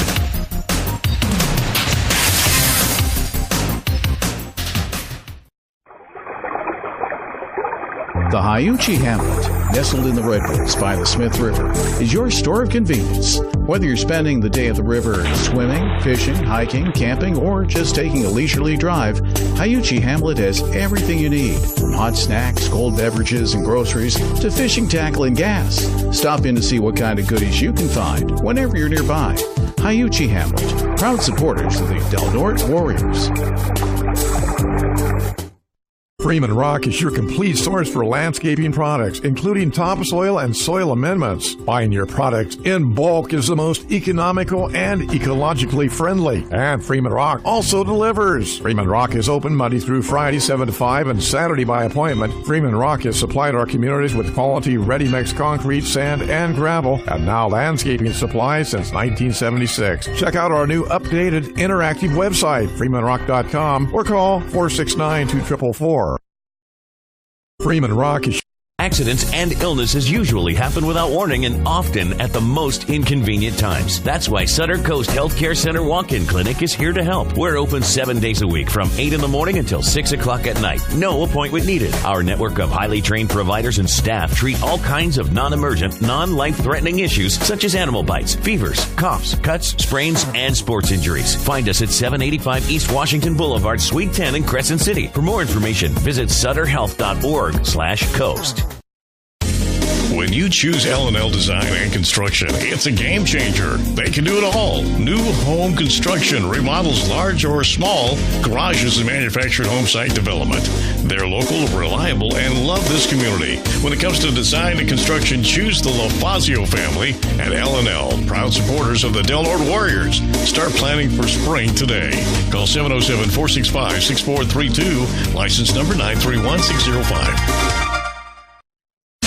It's time for the Hiachi Hamlet Halftime Report. For all your convenience store needs, stop into the Hiachi Hamlet. Broadcasting live with Warrior Pride. And now, with all your halftime stats, here's Mad Dog and John. It's halftime here at Husky Stadium. Warriors leading 14-0 in a critical Big Four conference battle with the Del Norte Warriors. John Pritchett, John Horner with you, JD back at the studio. And let's recap the scoring, and this will not take long as the Warriors jumped in front early. Levi Cox-Cooley scoring on a 22-yard run. Kenji Adams Lee's kick made it 7-0 with 6:11 to go in the first quarter. Then in the second quarter, the first play of the second quarter, it was Chase Blackburn, a 21-yard run, a little trickeration from Coach White. He put it in the end zone, and it was 14-0. And that was it, as Del Norte's defense has just been dominant in the first half. And Mad Dog, you got some stats for us? Oh, sure. Let's go with the Del Norte side. The Husky side I gave before the break, they had a total of 10 yards of offense in the first half, 13 rushes for 17 yards, 1 of 4 passing for -7 on the screenplay. Taking a look at the Del Norte side, it was 23 rushes for 167 yards, 2 of 6 passing for 11. The impressive part of the game, we had 3 rushers over 40 yards in the first half. Cox Cooley, 50 yards. He is now 44 yards away from 1,000 yards on the season. And did you come up with the 3 other Warriors that rushed for 1,000 yards this decade, from 2010 through 2019? Brandon Kikitsika did not rush for 1,000 yards. Gosh darn it. I'm not going to be able to get it. Well, 2 of them were last year. Sebastian Puente and Ethan Price. And then you have to go back to Colin Taylor. Who did it in 6 games before he was injured. Wow. That is impressive. All the way back to 2000. Was that the year of the Ferndale game? Believe so. Yes. Yeah, when he had an amazing run. He carried, literally carried a would-be Ferndale tackler about 15 yards, just put him up on his shoulders and ran down the field. The leading rusher for the Warriors in the first half was Mitchell once again. 71 yards on 9 carries for Mitchell. Great first half for Mitchell once again. On pace for that 150 again, John. Well, this has been the Hiachi Hamlet halftime report. The Hiachi Hamlet, which has hot drinks and cold snacks. It has cold drinks and hot snacks. It has everything you want, everything you need. In fact, if they don't have it, you don't need it. The Hiachi Hamlet, located on U.S. Highway 199 in Hiachi. Because where else would they put the Hiachi Hamlet? Mad Dog, quick. Keys to the game for the Warriors in the second half. Grind it out, Mr. Pritchett. That is the motto in the second half, just like it was last week. Use that clock, grind the line of scrimmage out, get a couple more scores, and just lean on them. Kobe Letter and Dayton Taylor are deep, and they're not as deep as they were before. And there's the kick. Once again, on that little punch kick. Fair catch called at the 38-yard line by the Huskies. Smart play by Branson Gans. They weren't going to fall for that again, were they, John? That's same place where Del Norte kicked it and just missed recovering it. But it's going to be 1st and 10 for the Huskies. In their own territory at the 38-yard line, Del Norte leading 14-0 on the Sutter Coast Hospital scoreboard. Talking to the Del Norte coaching staff in the locker room at halftime, the boys were pumped up. They were ready to go here for the second half. Look for an explosive defensive stand here. 2 receivers go out wide to the right. Pitch play coming around the right side. That's Letter. It's got some room, gets into Del Norte territory before Slayton makes the tackle, but not until he gets all the way to the 43-yard line of the Warriors. Great play call by the Huskies. They faked the dive underneath, pitched it outside, and lost containment. The Warriors did. 19-yard carry for Letter to the outside. The Huskies have had some moments, but Del Norte was able to contain the Huskies, especially on a key 4th and 2. 2 receivers go out wide to the right. Twin running backs split apart. Taylor looking to pass, swings it out to the right side. It's caught, and it's going to be taken down. Late penalty flag comes flying in. Blackburn with the tackle. It's an interesting. And they threw it right at Caleb Price. As he made the tackle. And when I say they threw it at him, they threw it and hit him with it. Here comes the signal. Personal foul, targeting. Target. Well, he just made the tackle, didn't he? They said he made helmet-to-helmet contact. Oh, not helmet-to-helmet. Across his chest? He tackled him around the waist, didn't he? A 15-yard penalty. Wow. It was a 9-yard play to Gans, though. fifth penalty of the night against Del Norte, and it puts him at the 20-yard line. Handoff right up the middle, and Del Norte's front line stops that in a hurry. There at the bottom of the pile is Trevor Freeman, and it's going to be second down and call it 9. Warriors stiffen up there. This is the bread and butter for the Warriors. Once you get down here inside the 20, that Warrior defense stiffens up nicely. Going to be a big possession here for the Warriors, not to let this home team get any momentum here. Huskies in the red zone. Del Norte leading 14-0 here early in the third quarter on the Center Coast Hospital scoreboard. Taylor keeps it himself, almost has the ball stripped, and eventually 1, 2, 3 Warriors, including Slayton and Faulkner, make the play. And then afterwards, Taylor and Slayton exchange some pleasantries, discuss the weather, how grades are going, who's going to go to the prom. Oh, there may have been a little bit more to it than that, but it was no gain on the play. Actually, I think it was a loss of one. Loss of one? And so now it's going to be 3rd and 10. Taylor goes under center. Split running backs behind him. He fakes, pump fakes. Now he steps up. Now he's coming, wandering to the right, looking, throwing, and out of the hands of his wide receiver in the end zone. 3 Warriors guarding him, including Slayton.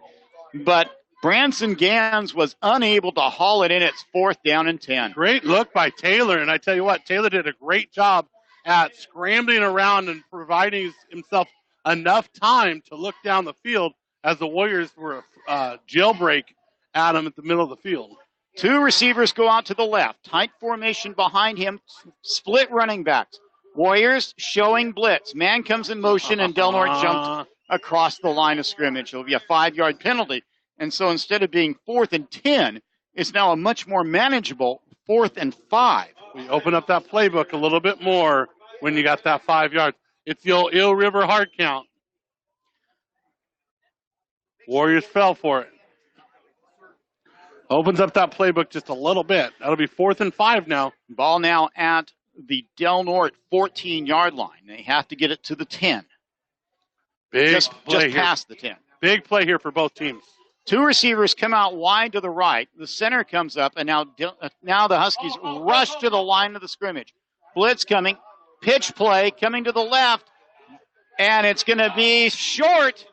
Del Norte does it again. That was a fantastic job by Anthony Slayton, shedding off the would-be blocker and knocking him down. Kobe Letter got denied at the 11-yard line.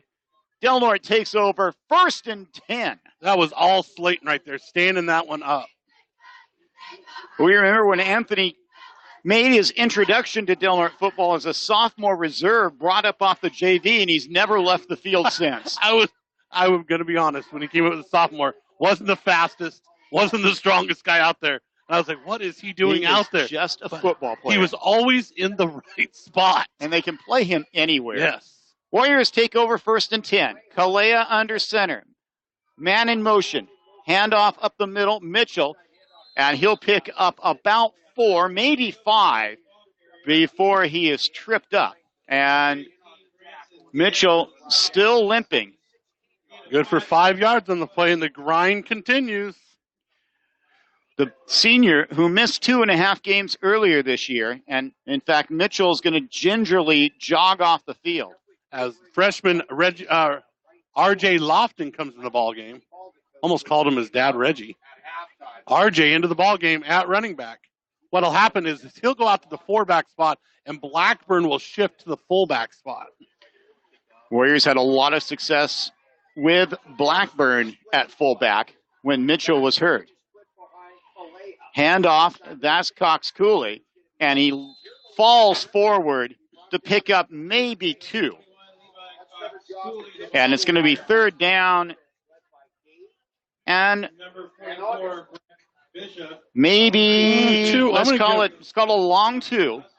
Ball's on the 19. They have to get to the 21. 14-0 our score, 8.5 to go, third quarter. Warriors leading on the Sutter Coast Hospital scoreboard.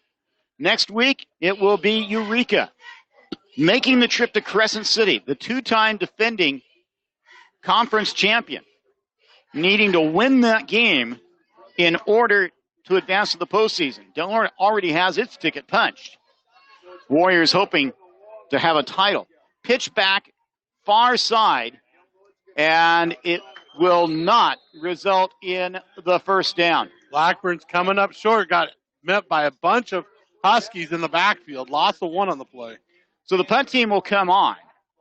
Kenji Adams-Lee. And going back deep will be Taylor for the Huskies. Taylor's way back there. He's almost to his own 40. Adams-Lee waiting for the snap from Anthony Slayton. Standing on his own 5-yard line. Snap is perfect. There's the kick.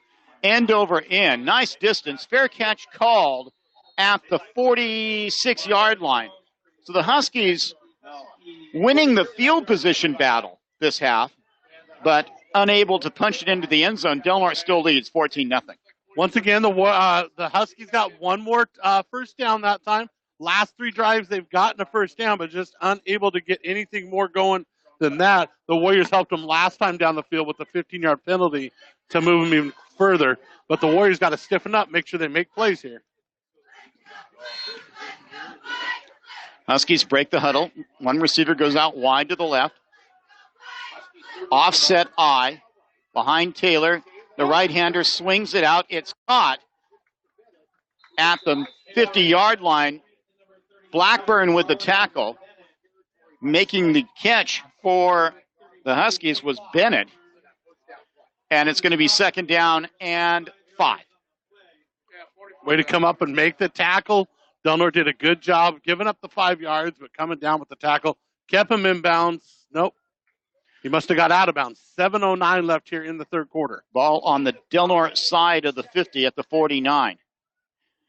Pitch to the left side this time. That's Bennett again.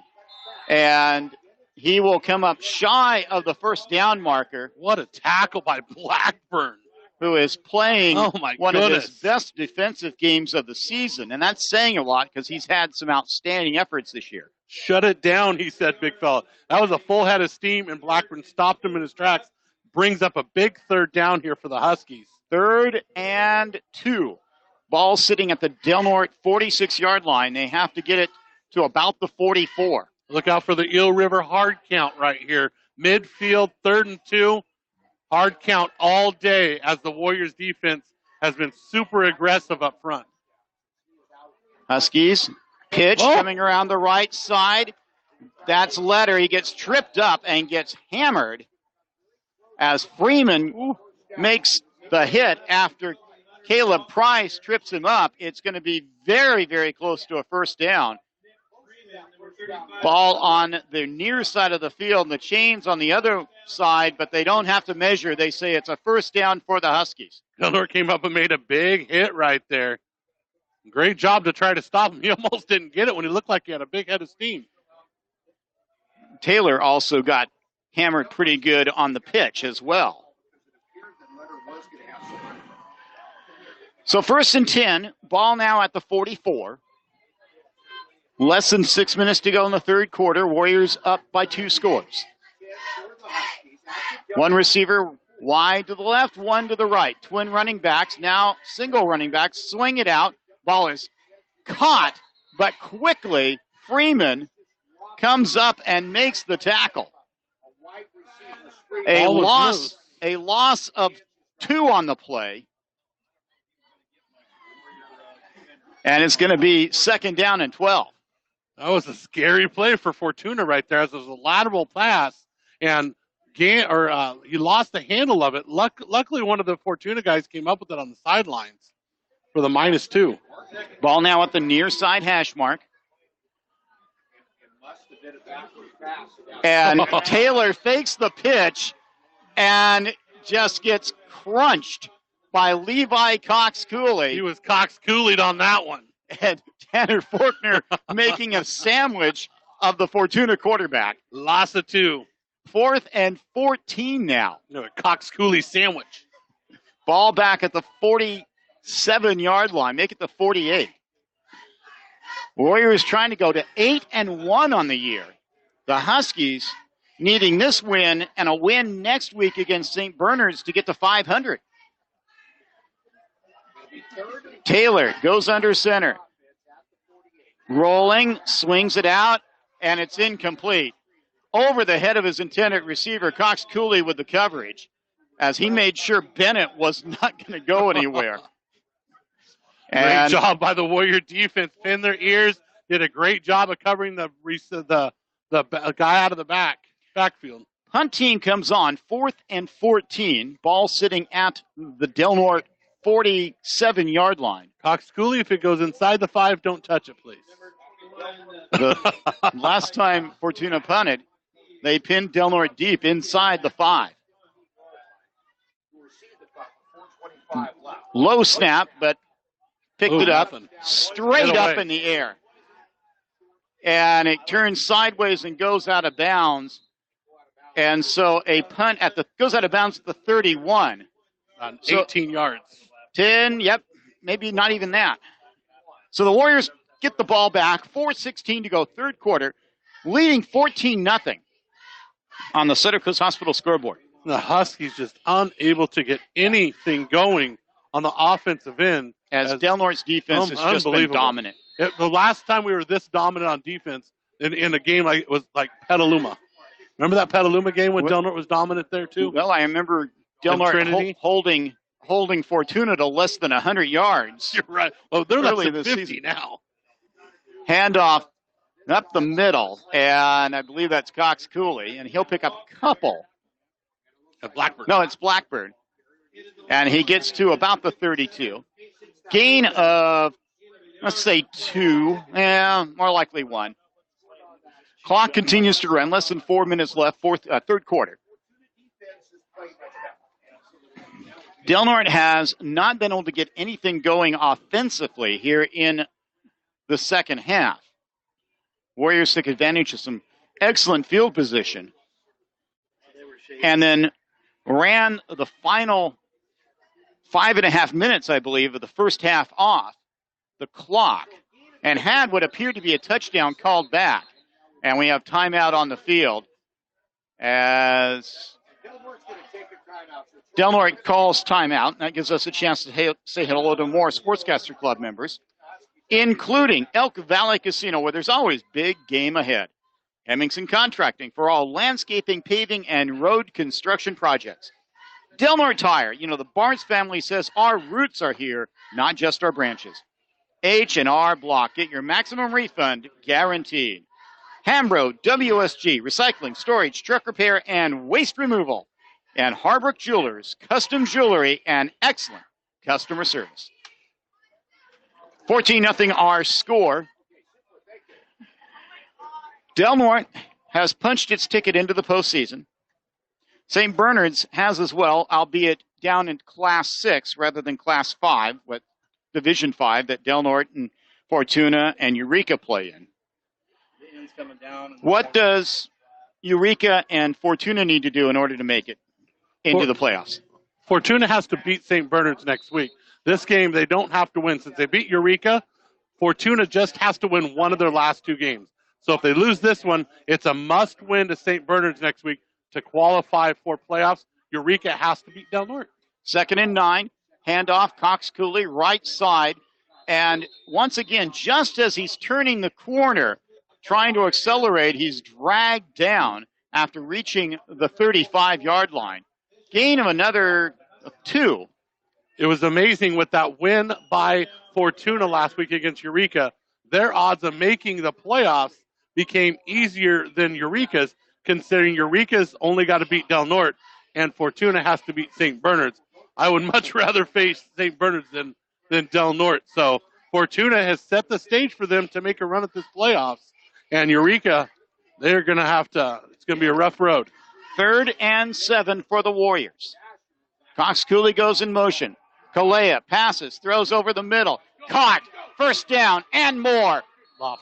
As R.J. Lofton, the freshman, his first catch as a varsity player. I tell you what I love right there is that was across the middle. No fear in the freshman's eyes as he exposed his whole body, went up and caught it up top, and picked up 30 yards on the play. 1st and 10 for the Warriors at the Fortuna 36-yard line. Del Norte up 14-0, 2.5 to go, third quarter.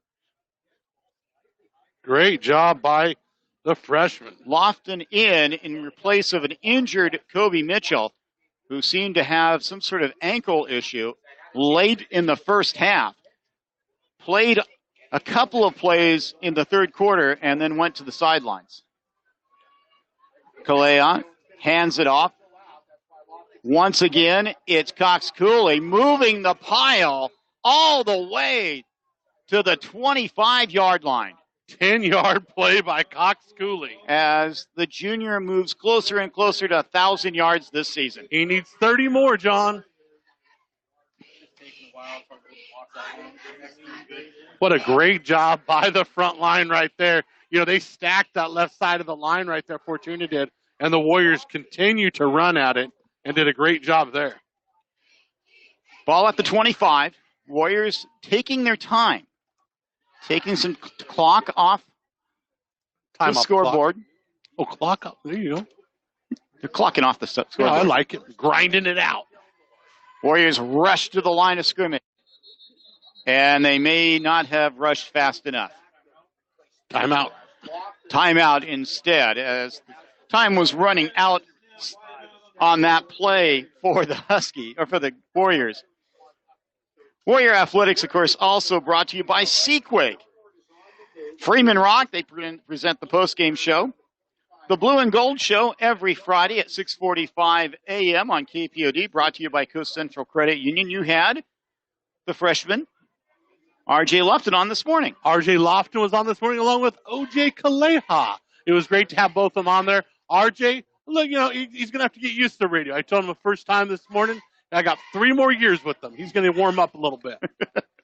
L&L Design and Construction for home remodels and new construction. Call 465-6432. Hiachi Hamlet, Lisa McCowan at State Farm Insurance, and Sutter Coast Hospital.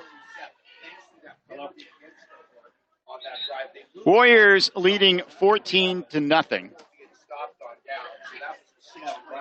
And while Del Norte's football team's going to go to the postseason, it would appear that Del Norte's volleyball team's season has come to an end. That's a very, very young Warrior team. Very young team. Only 3 juniors on the team. The rest freshmen and sophomores. Tons of growing to do with that crew. 1st and 10. Ball at the 25.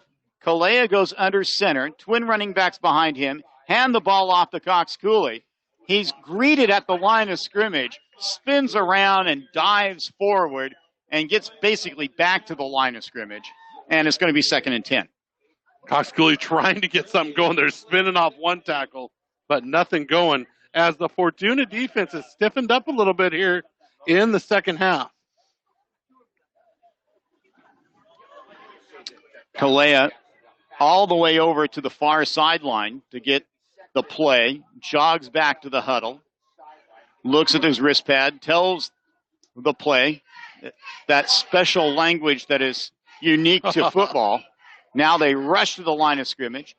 Cox Cooley goes in motion. Back to pass is Kalea. Throws to the end zone. Wide open is R.J. Lofton, and he cannot haul it in. O.J. wants that one back. It was just over the head of his receiver. And there was nobody near the freshman. Great play call. It would have been his first touchdown as a member of the Warrior varsity. Instead, it's 3rd and 10. Encinal with a big game. The number 1 seeded team in the North Coast Section Division 5 in a big game against San Leandro. One of the games that they had a chance of losing, they're leading 13-6 in the third quarter. 3rd and 10. 2 receivers go out wide to the right, 2 to the left, single running back. That's Blackburn to block, throw over the middle, caught, first down. Levi Cox Cooley inside the 5. He got hammered, but he held on to the ball.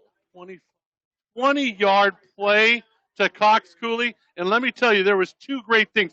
What a bullet perfect pass by O.J. Kalea, and what a job by Cox Cooley staying firm, catching that ball, and taking the hit. 20-yard play to Cox Cooley.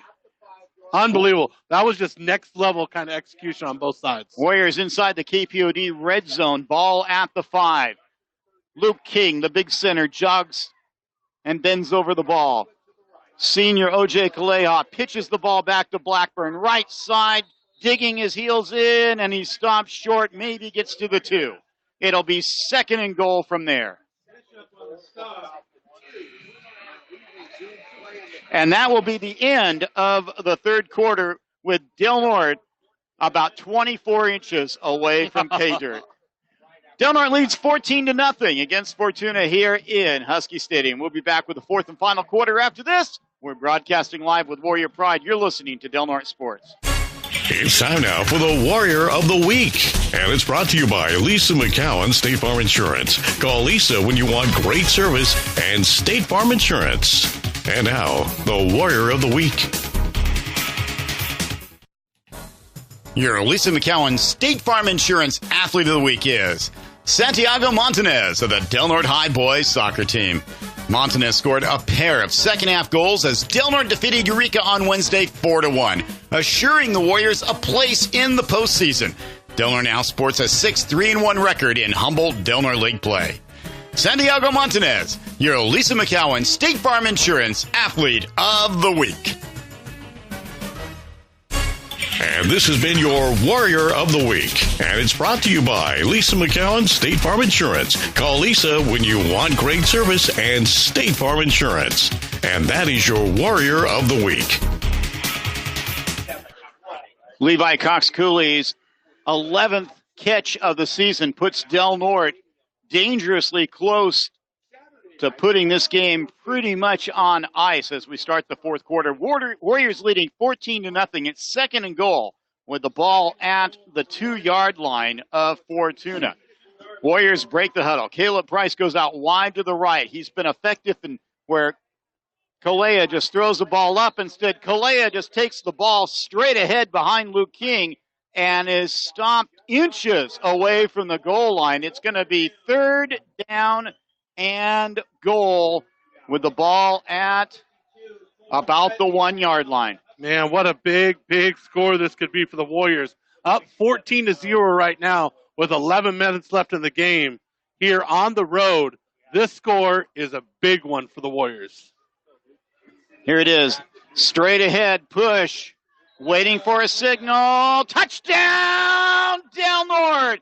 O.J. Kalea from 1 yard out, and that is your Sequake play of the game. You got to love it when the quarterback can take a couple QB sneaks up the middle of the field and punch it in for the score. Running behind big center Luke King, Tanner Forkner, and Anthony Slayton. Warriors go to 20-0, pending the extra point.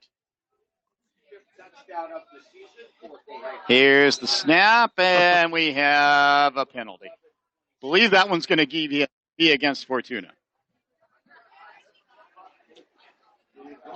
They're going to go against Fortuna as the Warriors are going to put their offense back out on the field.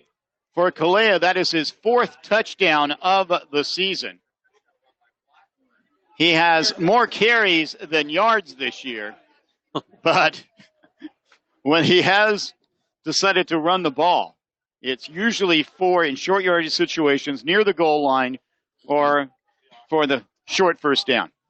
So now with the penalty, Del Norte goes for it. Goes for the 2-point play this time. Kalea goes under center. Split running backs behind him.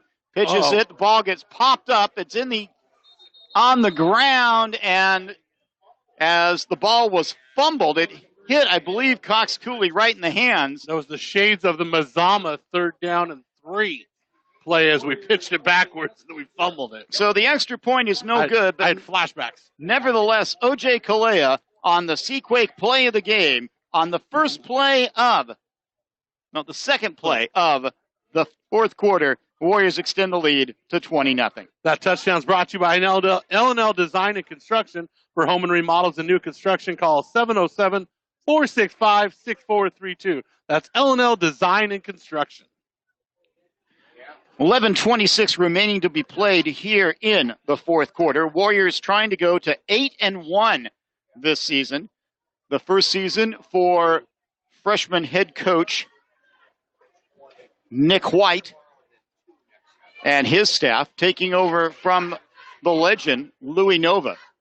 And safe to say, successful in the process. Yeah, and Louis left Coach White in good hands on the front line. Well, he talking to Coach Louis, he said the one thing he did not want to do was leave the cupboard bare, and he certainly did not do that. Sure, Coach is listening. I want to say hi to one of our favorite people in the world. There's the kick. Fair catch called and taken at the 36-yard line by Fortuna. Del Norte leading 20-0 with the final 11:26 to be played. Del Norte's defense has not allowed the Huskies much to work with. Absolutely nothing. Del Norte, in the third quarter, 36 yards of offense in the third quarter. Fortuna, with 11 minutes left, has 46 yards of offense. Huskies have moved the ball a little bit, especially when Del Norte has given them excellent field position, but nothing in the end zone and a couple of terrific fourth down stands.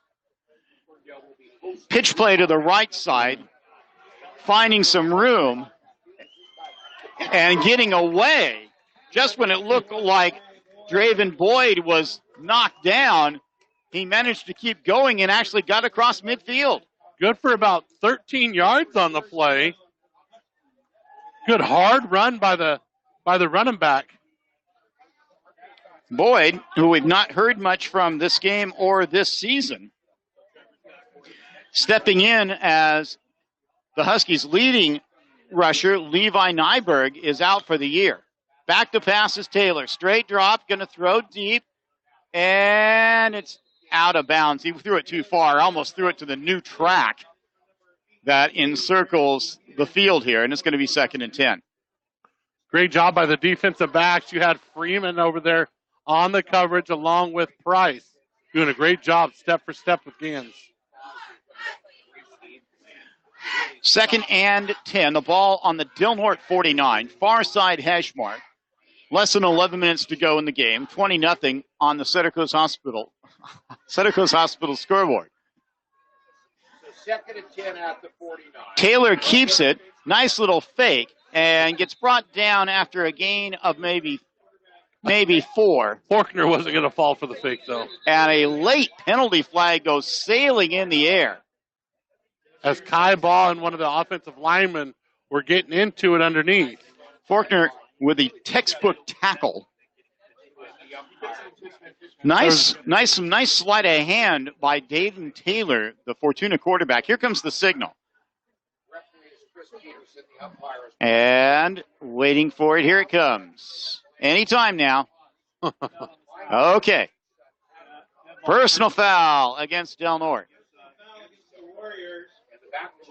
And that'll be a 15-yard penalty and a first down. Kai Ball and one of the offensive linemen were having words down there. I don't think they were talking about their math homework, John. Ball's going to be placed at just shy of the 30-yard line for Del Norte. 7th penalty of the night. As the Huskies trailing 20-0 and time running out here in the fourth quarter. Taylor swings it out. It's caught. Gets away from one tackler, but as Max Huff, the other quarterback, but making the tackle, Freeman and Cox Cooley. We saw this a little bit last week against St. Bernard's in a situation where the Warriors kind of drop back a little bit, bend, don't break, make big tackles 5 or 6 yards down the field, and allowing this Fortuna Husky team to be a little bit successful moving down the field. Ball at the Warriors' 28-yard line. 10:05 left, fourth quarter. 20-0 our score. 2 receivers come out wide to the right, split running backs behind Dayton Taylor, the quarterback for Fortuna. And we have a penalty. A penalty. That play was going to work as Gans came in motion and was going to crack down on the defensive end. but a 5-yard procedure penalty against the Huskies. All for naught. Wipes it off the board.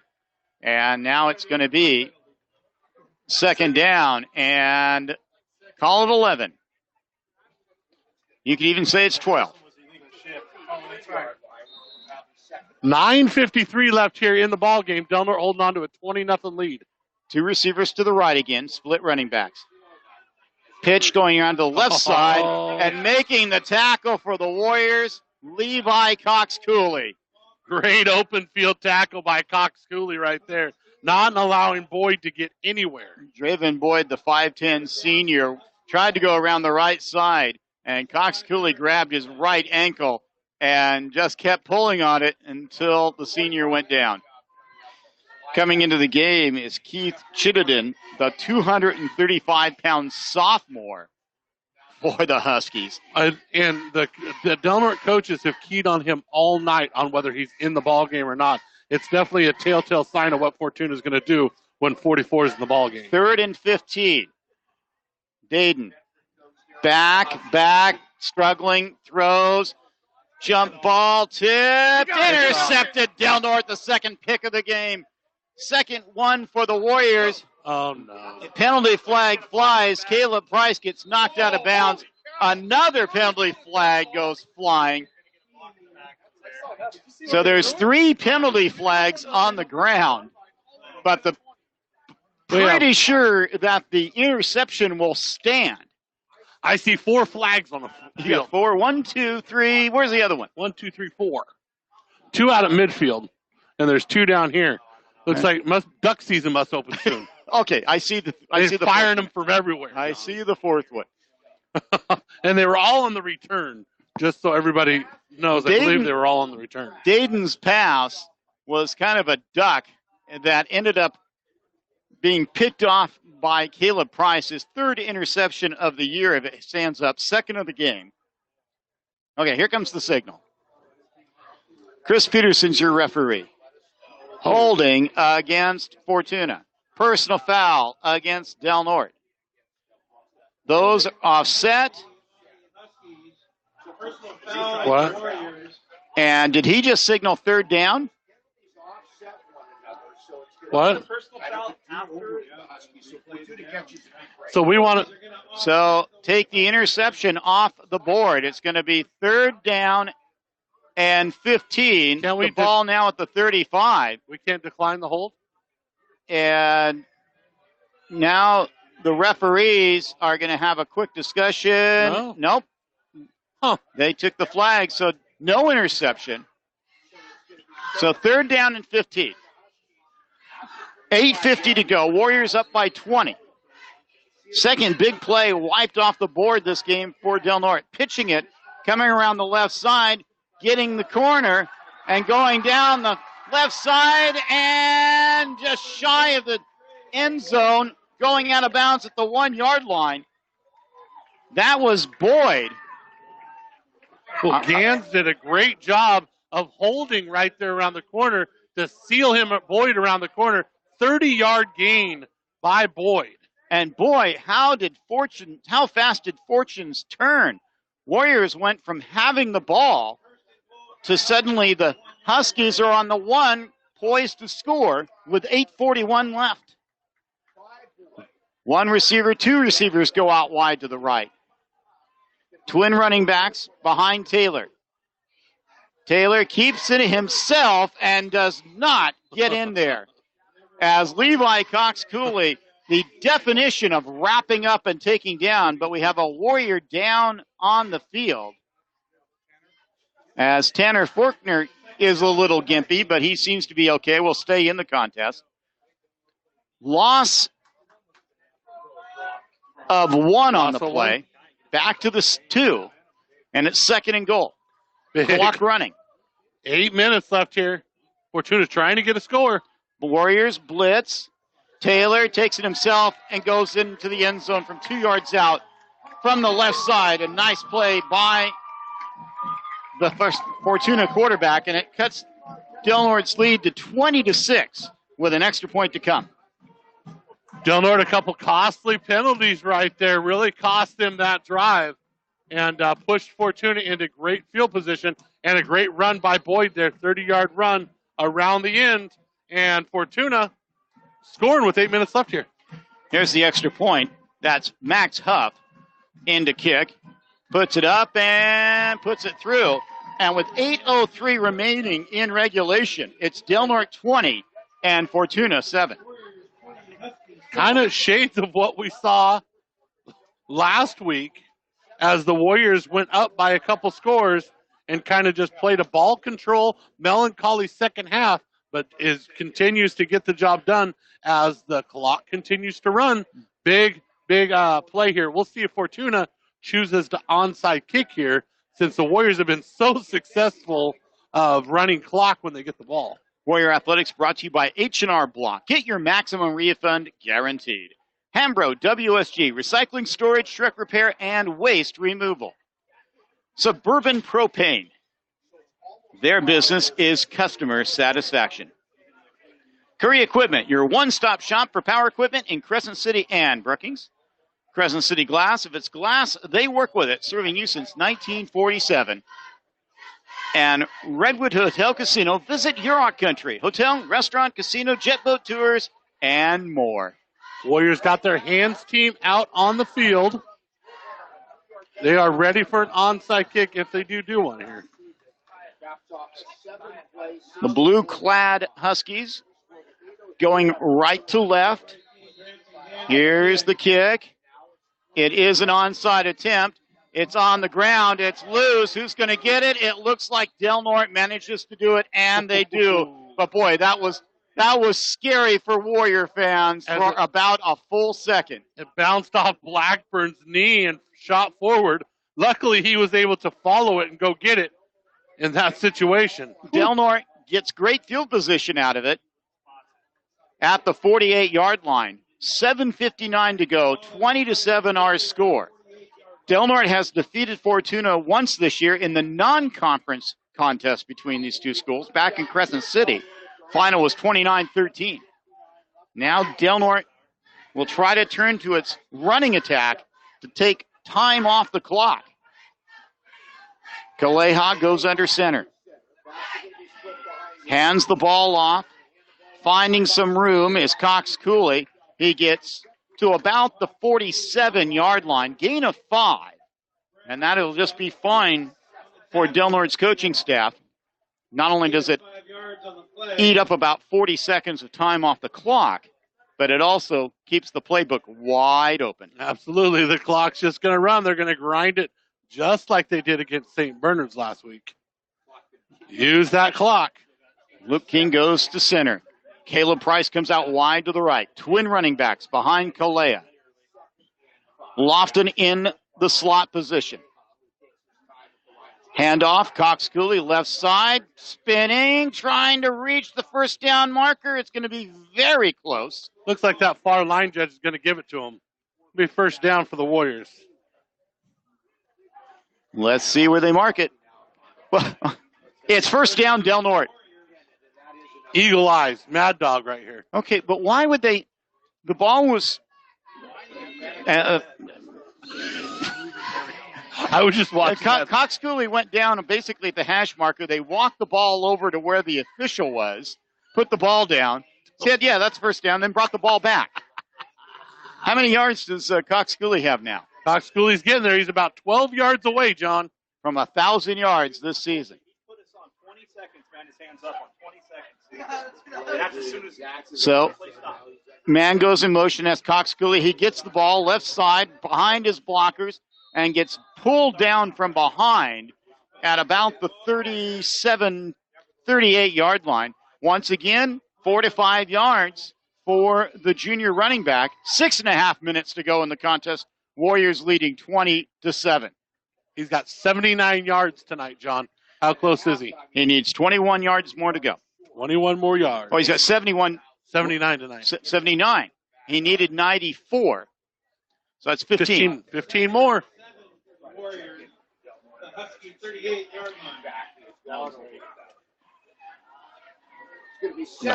Cox Cooley sets up on the right side of the twin running backs. Man in motion, getting the ball. That's Lofton. And he'll get it to the 35, meaning that it's going to be third down and let's call it 4. Ball exactly on the 35. 5:42 to go. Del Norte trying to go to 8-1, trying to go to 2-0 in conference.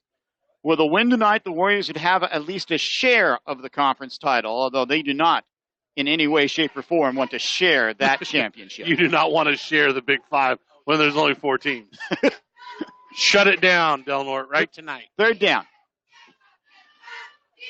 Man in motion. Gets ball, no. As it was Cox Cooley, and he was only able to get to the 35. So it's going to be fourth down, and let's call it 4. And you know what that is right there, John? That is complete and total confidence in your defense, what Coach White just did. A 3rd and 5 situation, if it was a must first down with all of them stunting up the middle, they wouldn't have ran that handoff dive play right there. They would have tried something to the outside or something a little bit different. He has complete confidence in his defense to hold that Husky offense that he's going to run the ball one more time right here and run some more clock and force Fortuna to take that time out. Great job by the Del Norte coaching staff. So let's set the scene. It's 5:02 left, fourth quarter. Warriors up 20-7. Ball is at the Fortuna 35-yard line. It's going to be 4th and 4. Warriors on the far side of the field in their white uniforms with their blue helmets and blue pants. The Huskies in their all blue outfit with the white numbers. Del Norte 7-1 coming in, 1-0 in conference. The Huskies 3-5, but coming off a big victory last week at Eureka on the Loggers' homecoming, no less. So Warriors are in a huddle. John. Here it is. Kalea goes under center. He puts a man in motion. Huskies almost jump offside. Hands the ball off. Cox Cooley left side. First down, Del Norte. All the way down to the 24-yard line. 14-yard gain by Cox Cooley as they brought the house to the left side on that sweep. Power sweep to Cox Cooley. 14 yards. First down, Warriors. And I believe with 14 yards, that gives him 94 for the night. Yes. That is 1,000 yards rushing. On the button. For Levi Cox Cooley this season. Unbelievable. Only the 4th running back?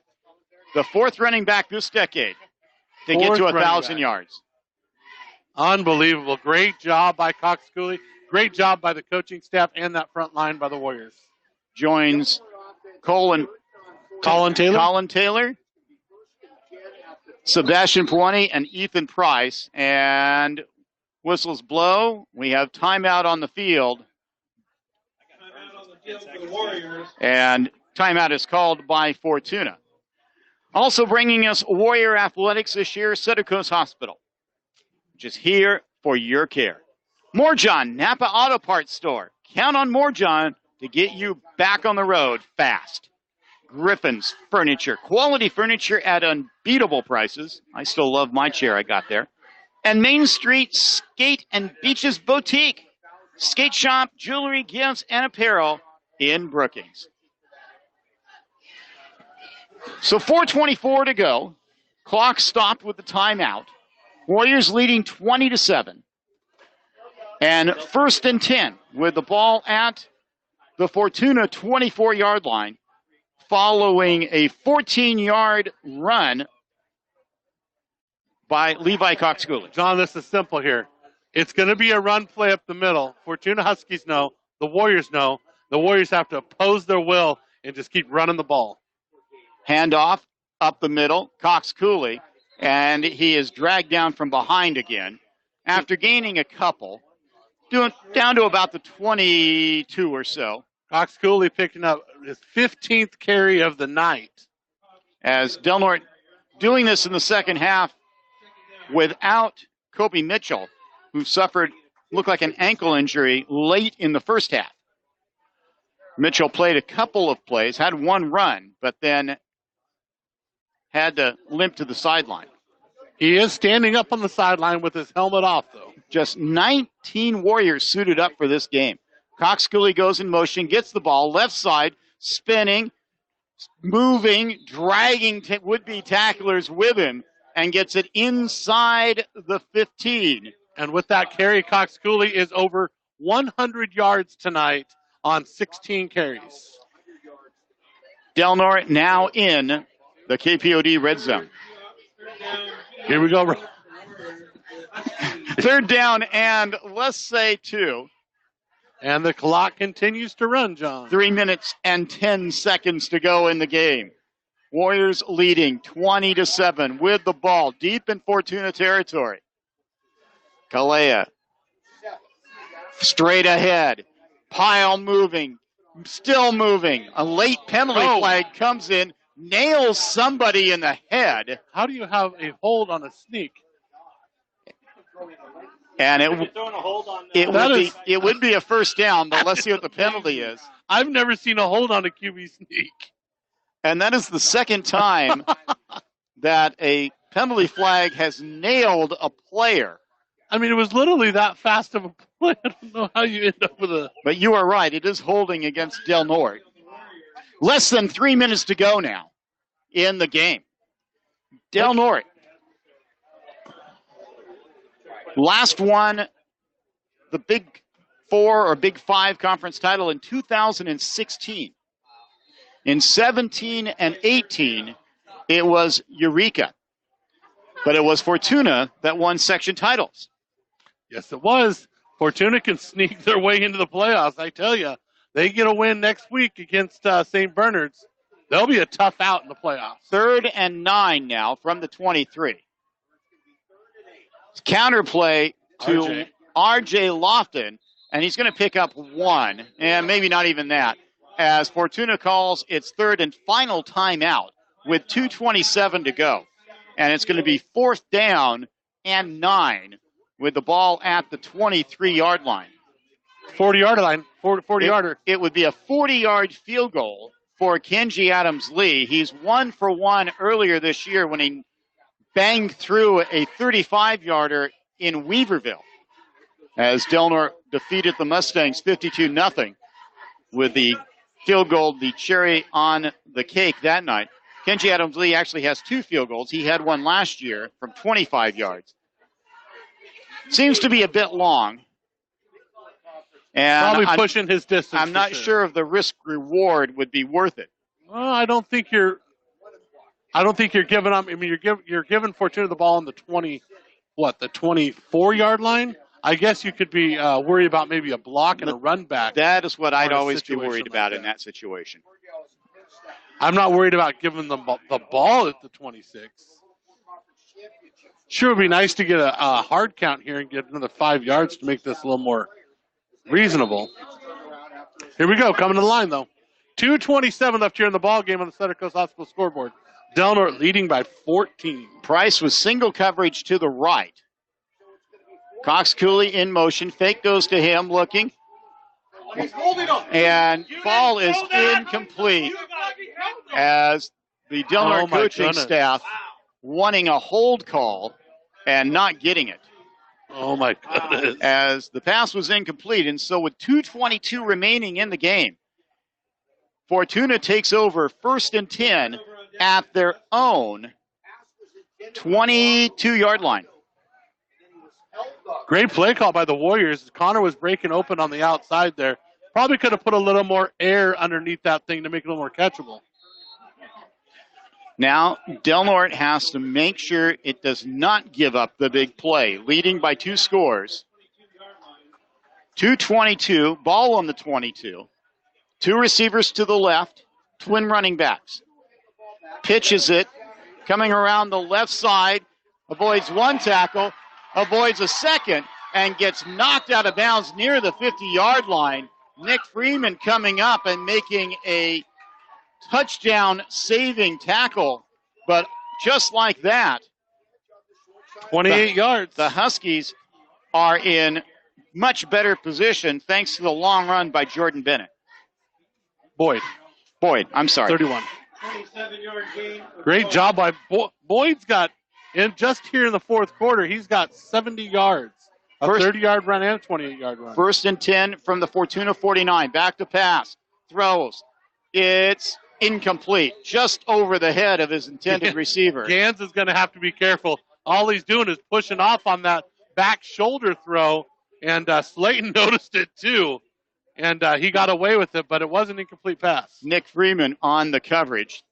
2nd and 10 coming up. But we talk about that a lot with Football IQ. Slayton going to the official, letting him know what he saw, and just moving on with the play. And I promise that official will be looking at it next time. And it's critical you say it in the right way. Yes, absolutely.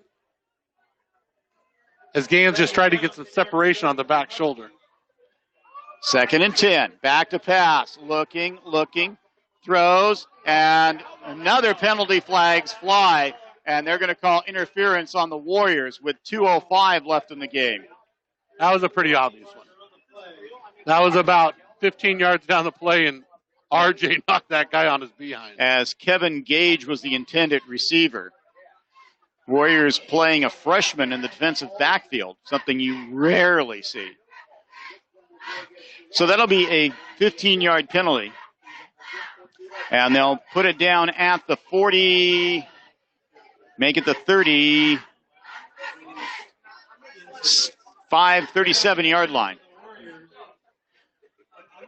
20-7 our score. Just when it looked like Del Norte had this wrapped up, thanks to Kaleha's 2-yard run, the Huskies have come back. We've seen this play before. Pitch play to the left this time, and not getting away thanks to Cox Cooley making the tackle on Boyd. Great job by Cox Cooley. Once again, open field tackle, loss of 1. Clock's running. 1:45 left here in the ball game. Del Norte holding on to that 20-7 lead. Cox Cooley and Chase Blackburn have been outstanding on the defensive side of the ball tonight. Handoff straight up the middle is Boyd, and Faulkner comes up and makes the hit. And timeout is called by Fortuna. I thought that he already used their 3, last one. But this will be the last one with 1:26 to go. Ball at the Del Norte 33-yard line.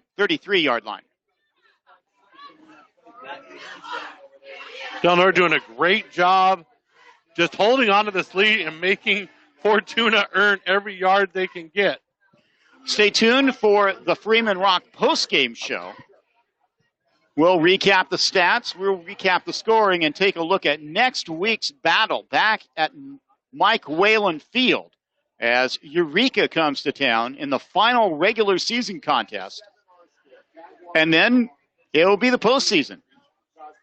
Del Norte optimistic that it will have a first-round game.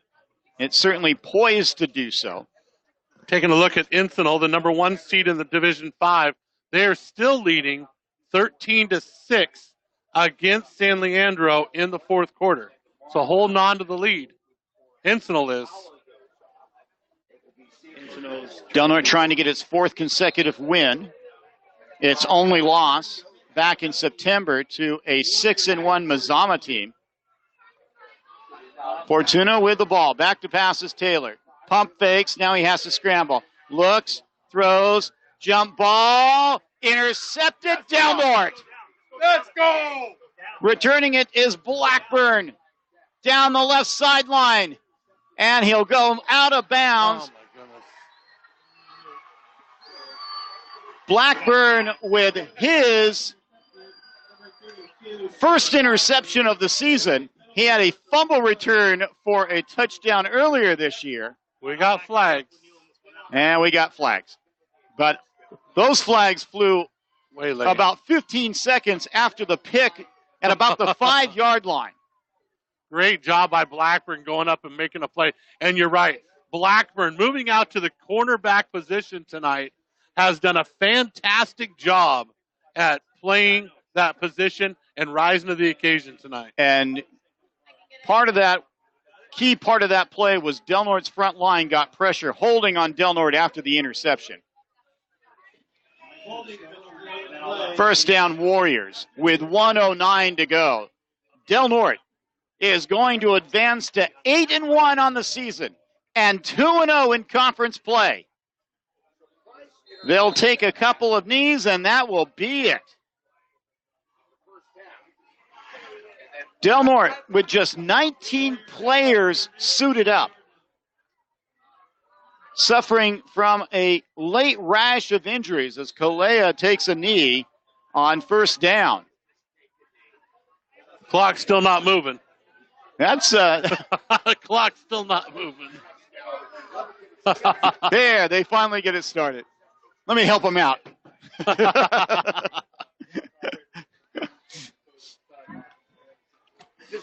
But the Warriors overcoming a lot of adversity. He was asleep at the switch. There's no two ways about it. On the new scoreboard, right? Yeah, on the new scoreboard. And this will go down as a good win for the Warriors, while Fortuna's record will fall to 3-6. Well, we've talked about it, John. Any conference win and this Big Four this year is a great win, and on the road even makes it sweeter.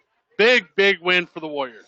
And that's going to be the ball game. The final seconds will tick off. The players jog back to their respective sidelines. Del Norte captures a 20-7 hard-fought victory here in Fortuna over the Huskies. And Del Norte is now 8-1 on this season. More importantly, 2-0 in Big Four conference games.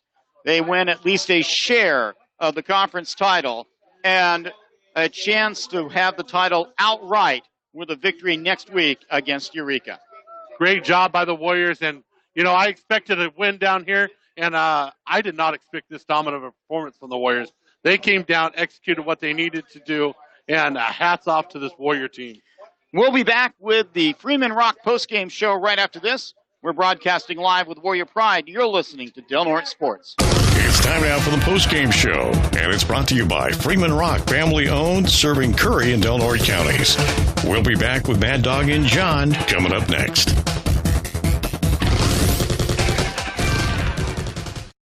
Freeman Rock is your complete source for landscaping products, including topsoil and soil amendments. Buying your products in bulk is the most economical and ecologically friendly. And Freeman Rock also delivers. Freeman Rock is open Monday through Friday, 7 to 5, and Saturday by appointment. Freeman Rock has supplied our communities with quality ready-mix concrete, sand, and gravel, and now landscaping supplies since 1976. Check out our new updated interactive website, freemanrock.com, or call 469-2444.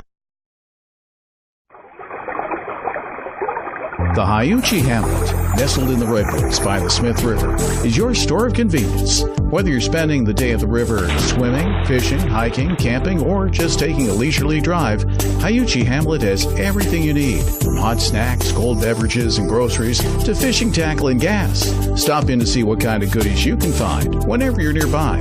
Hyuchi Hamlet, proud supporters of the Del Norte Warriors. If you or someone you love needs chemotherapy or other infusion services, kind, compassionate care is close to home. Sutter Coast Hospital's Infusion Center in Crescent City is here to serve your infusion needs more conveniently. Our infusion center, right behind the hospital in Crescent City, is spacious and peaceful and features 9 large roomy infusion areas and an oncology clinic. For more information or to schedule an appointment, call 707-464-8998 or visit sutterhealth.org/coast. When you choose L&L Design and Construction, it's a game changer. They can do it all. New home construction, remodels large or small, garages and manufactured home site development. They're local, reliable, and love this community. When it comes to design and construction, choose the LaFazio family at L&L, proud supporters of the Del Norte Warriors. Start planning for spring today. Call 707-465-6432, license number 931605. Now, the postgame show, brought to you by Freeman Rock, family-owned, serving Curry and Del Norte counties. And now, here's Mad Dog and John.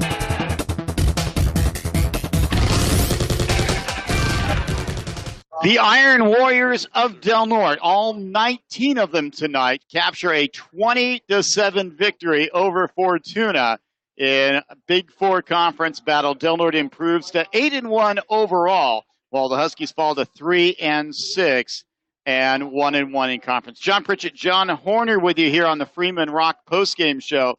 And Mad Dog, it was a hard-fought victory, but one that Del Norte was in control of pretty much the entire game. Absolutely, just like the St. Bernard's game last week. I think the coaching staff did exactly what they wanted to tonight, and they executed it very well. Couple penalties tonight. Del Norte struggled just with 8 in a couple penalties, but turnover-wise, I thought we did a good job in that category. No turnovers for Del Norte.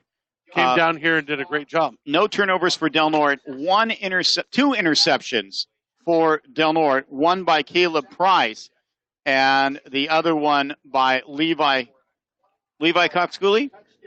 We had one by Blackburn. Blackburn, that's right, because the one of them got taken up.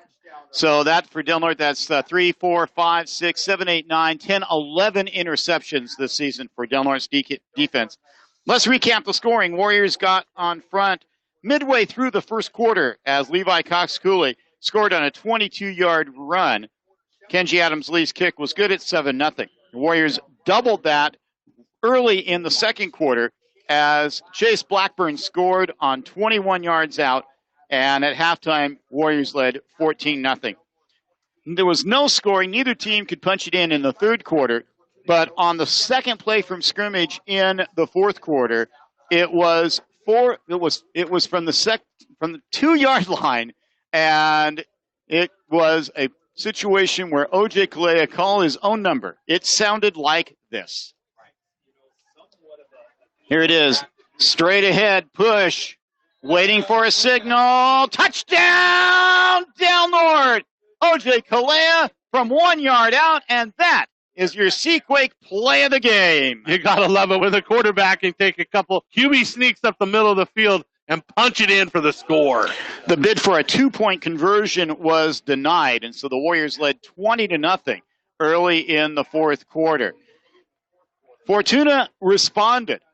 They came back and punched one in from 2 yards out. Some penalties helped the Huskies immensely. It was Taylor, the quarterback, scoring from 2 yards out. Hughes' extra point was good, and with 8:03 left, it was Del Norte 20 and Fortuna 7. Del Norte got the ball, could not really do much with it. Fortuna gets it back, but Del Norte's defense rose to the occasion. Interception by Blackburn pretty much wrapped up the deal, and the Warriors claim the 20-7 victory. Mad Dog, you got some stats for us.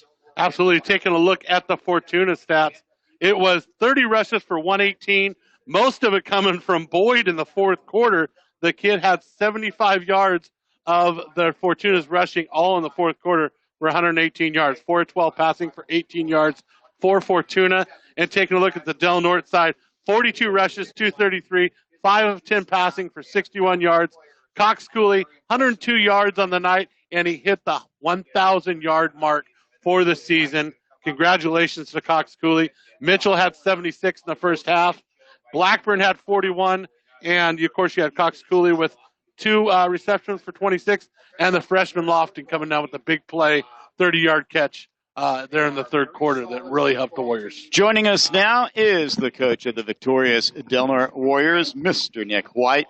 And, Coach, congratulations. Anytime you can come down to Fortuna and walk away with a victory, it's a good night. Yeah, it feels great, and not only that, it was – a share of the league title on the line, which meant everything to us. These kids played their butts off all night. I'm so proud of them. We dominated that game. If it wasn't for the officials, and I'll say they were really, really, really, really bad. Okay? To put it mildly, they were really bad. Well, what was really, really, really, really good was your team's defense, especially in the first half, where it just pushed Fortuna back and then back some more. Right. No, we came in, we come up with a great game plan every week. Our kids buy in. We know what's going to happen. It's just a matter of adjustments here or there in the game if the offense comes out with something different. The kids responded well. They played their butts off. Like I said, they didn't let them have an inch, we weren't giving him an inch, and we were going to hit him as hard as we can. Coach, you were playing with a lot of players in different positions tonight because of injuries, and it seemed like everybody stepped up. Chase Blackburn moving over to corner. Your linebackers coming through, Kai Baugh moving into the middle, especially defensively, and they responded as if they'd been there all season. Yeah, it's funny because Coach Slayton was just telling a story to the kids is we're walking out, you walk by the Fortuna crowd and somebody's like, that's it, where's the rest of them? Yep, we're here, all 20 of us, okay, and everybody plays a role. Everybody does their job, and if we ask somebody to do extra than their job, those kids no doubt do it, man. They play for each other. They sacrifice every single day for each other, and we're coming out on a mission. As mentioned, Levi Cox-Cooley, 1,000 yards rushing this season after 9 games.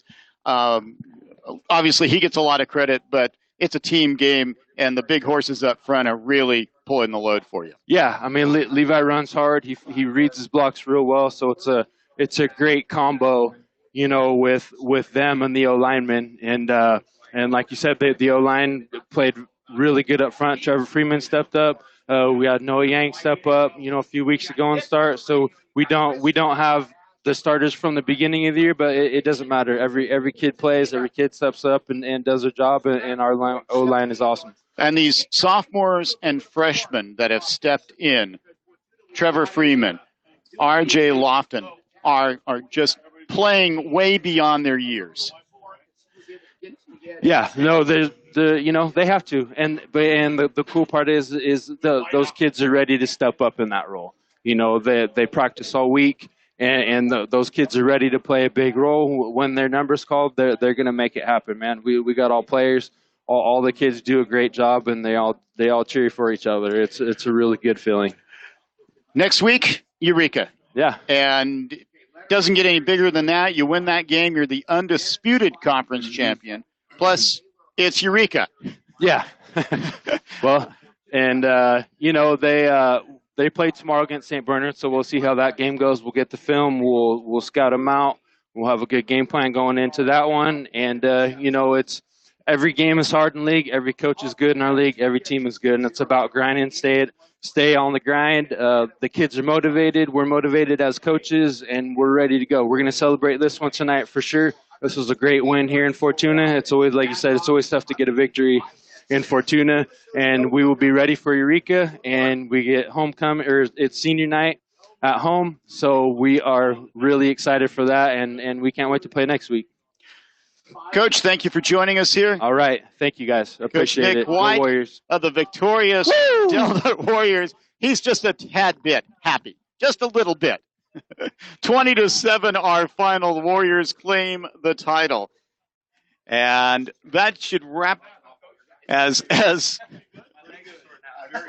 Mad Dog John Horner is celebrating with the coaches and with the Fortuna radio team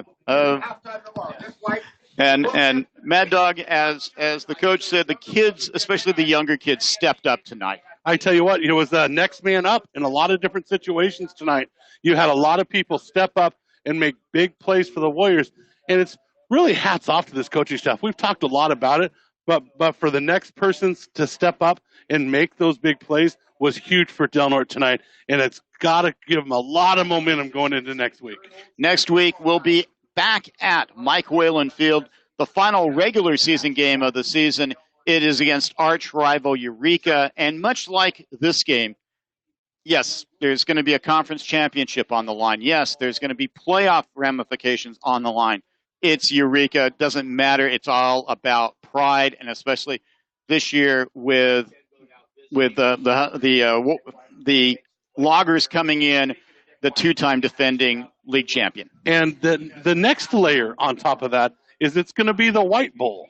It's going to be Jason White against his two brothers looking across from him, Nick and Chris White. And I just talked to Chris down there. I said, we should have a whiteout game next week at Mike Whalen Field as the brothers take on each other. And what a huge game for both squads and both programs. The two coaches here tonight, Coach Bimbo, Coach White, exchanging pleasantries, having a laugh, although I'm sure that for Coach Bimbo it's not that funny, but so With the conference title on the line next week, Del Norte already has a share of it. Eureka needing a win to make the postseason. How big is this game going to be? It's huge for Eureka because it kind of shows they're sitting number 5 in the North Coast sections right now, and it would just be heartbreaking for them to win against St. If they do get that win against St. Bernard's tomorrow, they could be to that 3-5 or that 4-5 record or 4-6 record, and not hit 500 by beating Del Norte would be huge in them. They could be sitting at 5 in the North Coast sections after a loss at Del Norte and not make the playoffs. That game is so big for the Loggers next week. And for Del Norte, Encinal won tonight. You have De Anza winning tonight. And you have Moreau Catholic knocking on the door. The last thing the Warriors want to do next week is lose to Eureka and put it in the hands of North Coast sections to possibly drop them down to maybe a 4 or 5 seed. You do not want to let the North Coast section overlords have any decision-making in this. You need to go 3-0 in your conference. You need to stay at that 9-1 mark, and you need to get that 1 or 2 seed to ensure a couple rounds of home games for the playoffs. So big ramifications for both teams next week, but it's do or die for Eureka. Del Norte is now 2-0 in conference, 8-1 overall. Fortuna falls to 1-1 and 3-6. St. Bernard's is 0-1 and 6-2, and Eureka is 0-1, 3-5. Those two teams play tomorrow, 1:00 at St. Bernard's High School, and kind of a rare situation for those two teams to play. Even though they're only about 5 minutes apart, but because small school, big school. But this year it's going to be a battle royale. Absolutely. Eureka's sliding a little bit, and St. Bernard's sliding a little bit from the years past. Definitely big school against small school, and Coach Tomlin has been very vocal about him having to play in the Big Four. Playing with a little bit of his chip on his shoulder tomorrow, I expect Coach Tomlin to come out pretty fired up with his crew tomorrow and looking to knock off crosstown rival Eureka Loggers. And you will definitely want to be at Mike Whalen Field next Friday night, 7:30 start, as it will be the White Bowl. As Coach Jason White, the head coach of Eureka, versus head coach Nick White and assistant coach Chris White of the Del Norte Warriors. And they talk a lot. And Nick is very open to the fact that his big brother has told him how to run a program. Here's some pitfalls, things to do, like when you're coming home from a road game, wake your kids up half an hour before. And so get on the phone now and tell your parents to be there. Just little things. Little things. I got a feeling there's not going to be that much communication this week. No, I think it's going to be pretty tight to the cuff if you're asking me. Mad Dog, any final thoughts about tonight's victory? Great win for the Warrior program, and super excited about senior night next week as the White brothers go take at each other, and a very pivotal game for the Warriors as they prepare for the postseason. I'd like to thank Jay Reese for coming up and being our halftime guest, the new district athletic director. Thank you very much. We enjoy your energy. A lot of great things ahead. Well, big thanks as always to our engineer without peer, JD, back in the studio. You are the man, my friend. For Mike O'Brien at KPOD, General Manager Larry Tempe, President Mike Wilson, and the entire Bi-Coastal Media, thank you so much for listening. And remember, you can hear a rebroadcast of this game probably on Monday on DelNorteSports.com. Our final score, once more, Del Norte 20, Fortuna 7. The Warriors claim at least a share of the Big Four Conference title and improved to 8-1 on the season. We'll be back a week from tonight at Mike Whalen Field, 7:30, for the final regular season contest of the year as Eureka comes to Crescent City. Good night, everybody. Stay safe, and may God bless. You've been listening to the Del Norte Warrior Game of the Week. And the Game of the Week is brought to you by Center Coast Hospital, serving our community with care. The Hiuchi Hamlet, gas, fishing, tackle, and snacks for your Wild Rivers adventure. Lisa McCowan, State Farm Insurance. Call Lisa when you want great service and State Farm Insurance. L&L Design and Construction. They love to support the Warriors. For construction work, call 465-6432. Coast Central Credit Union, people helping people. And Freeman Rock, family-owned, serving Curry and Del Norte counties. This has been a Bi-Coastal Media Sports presentation.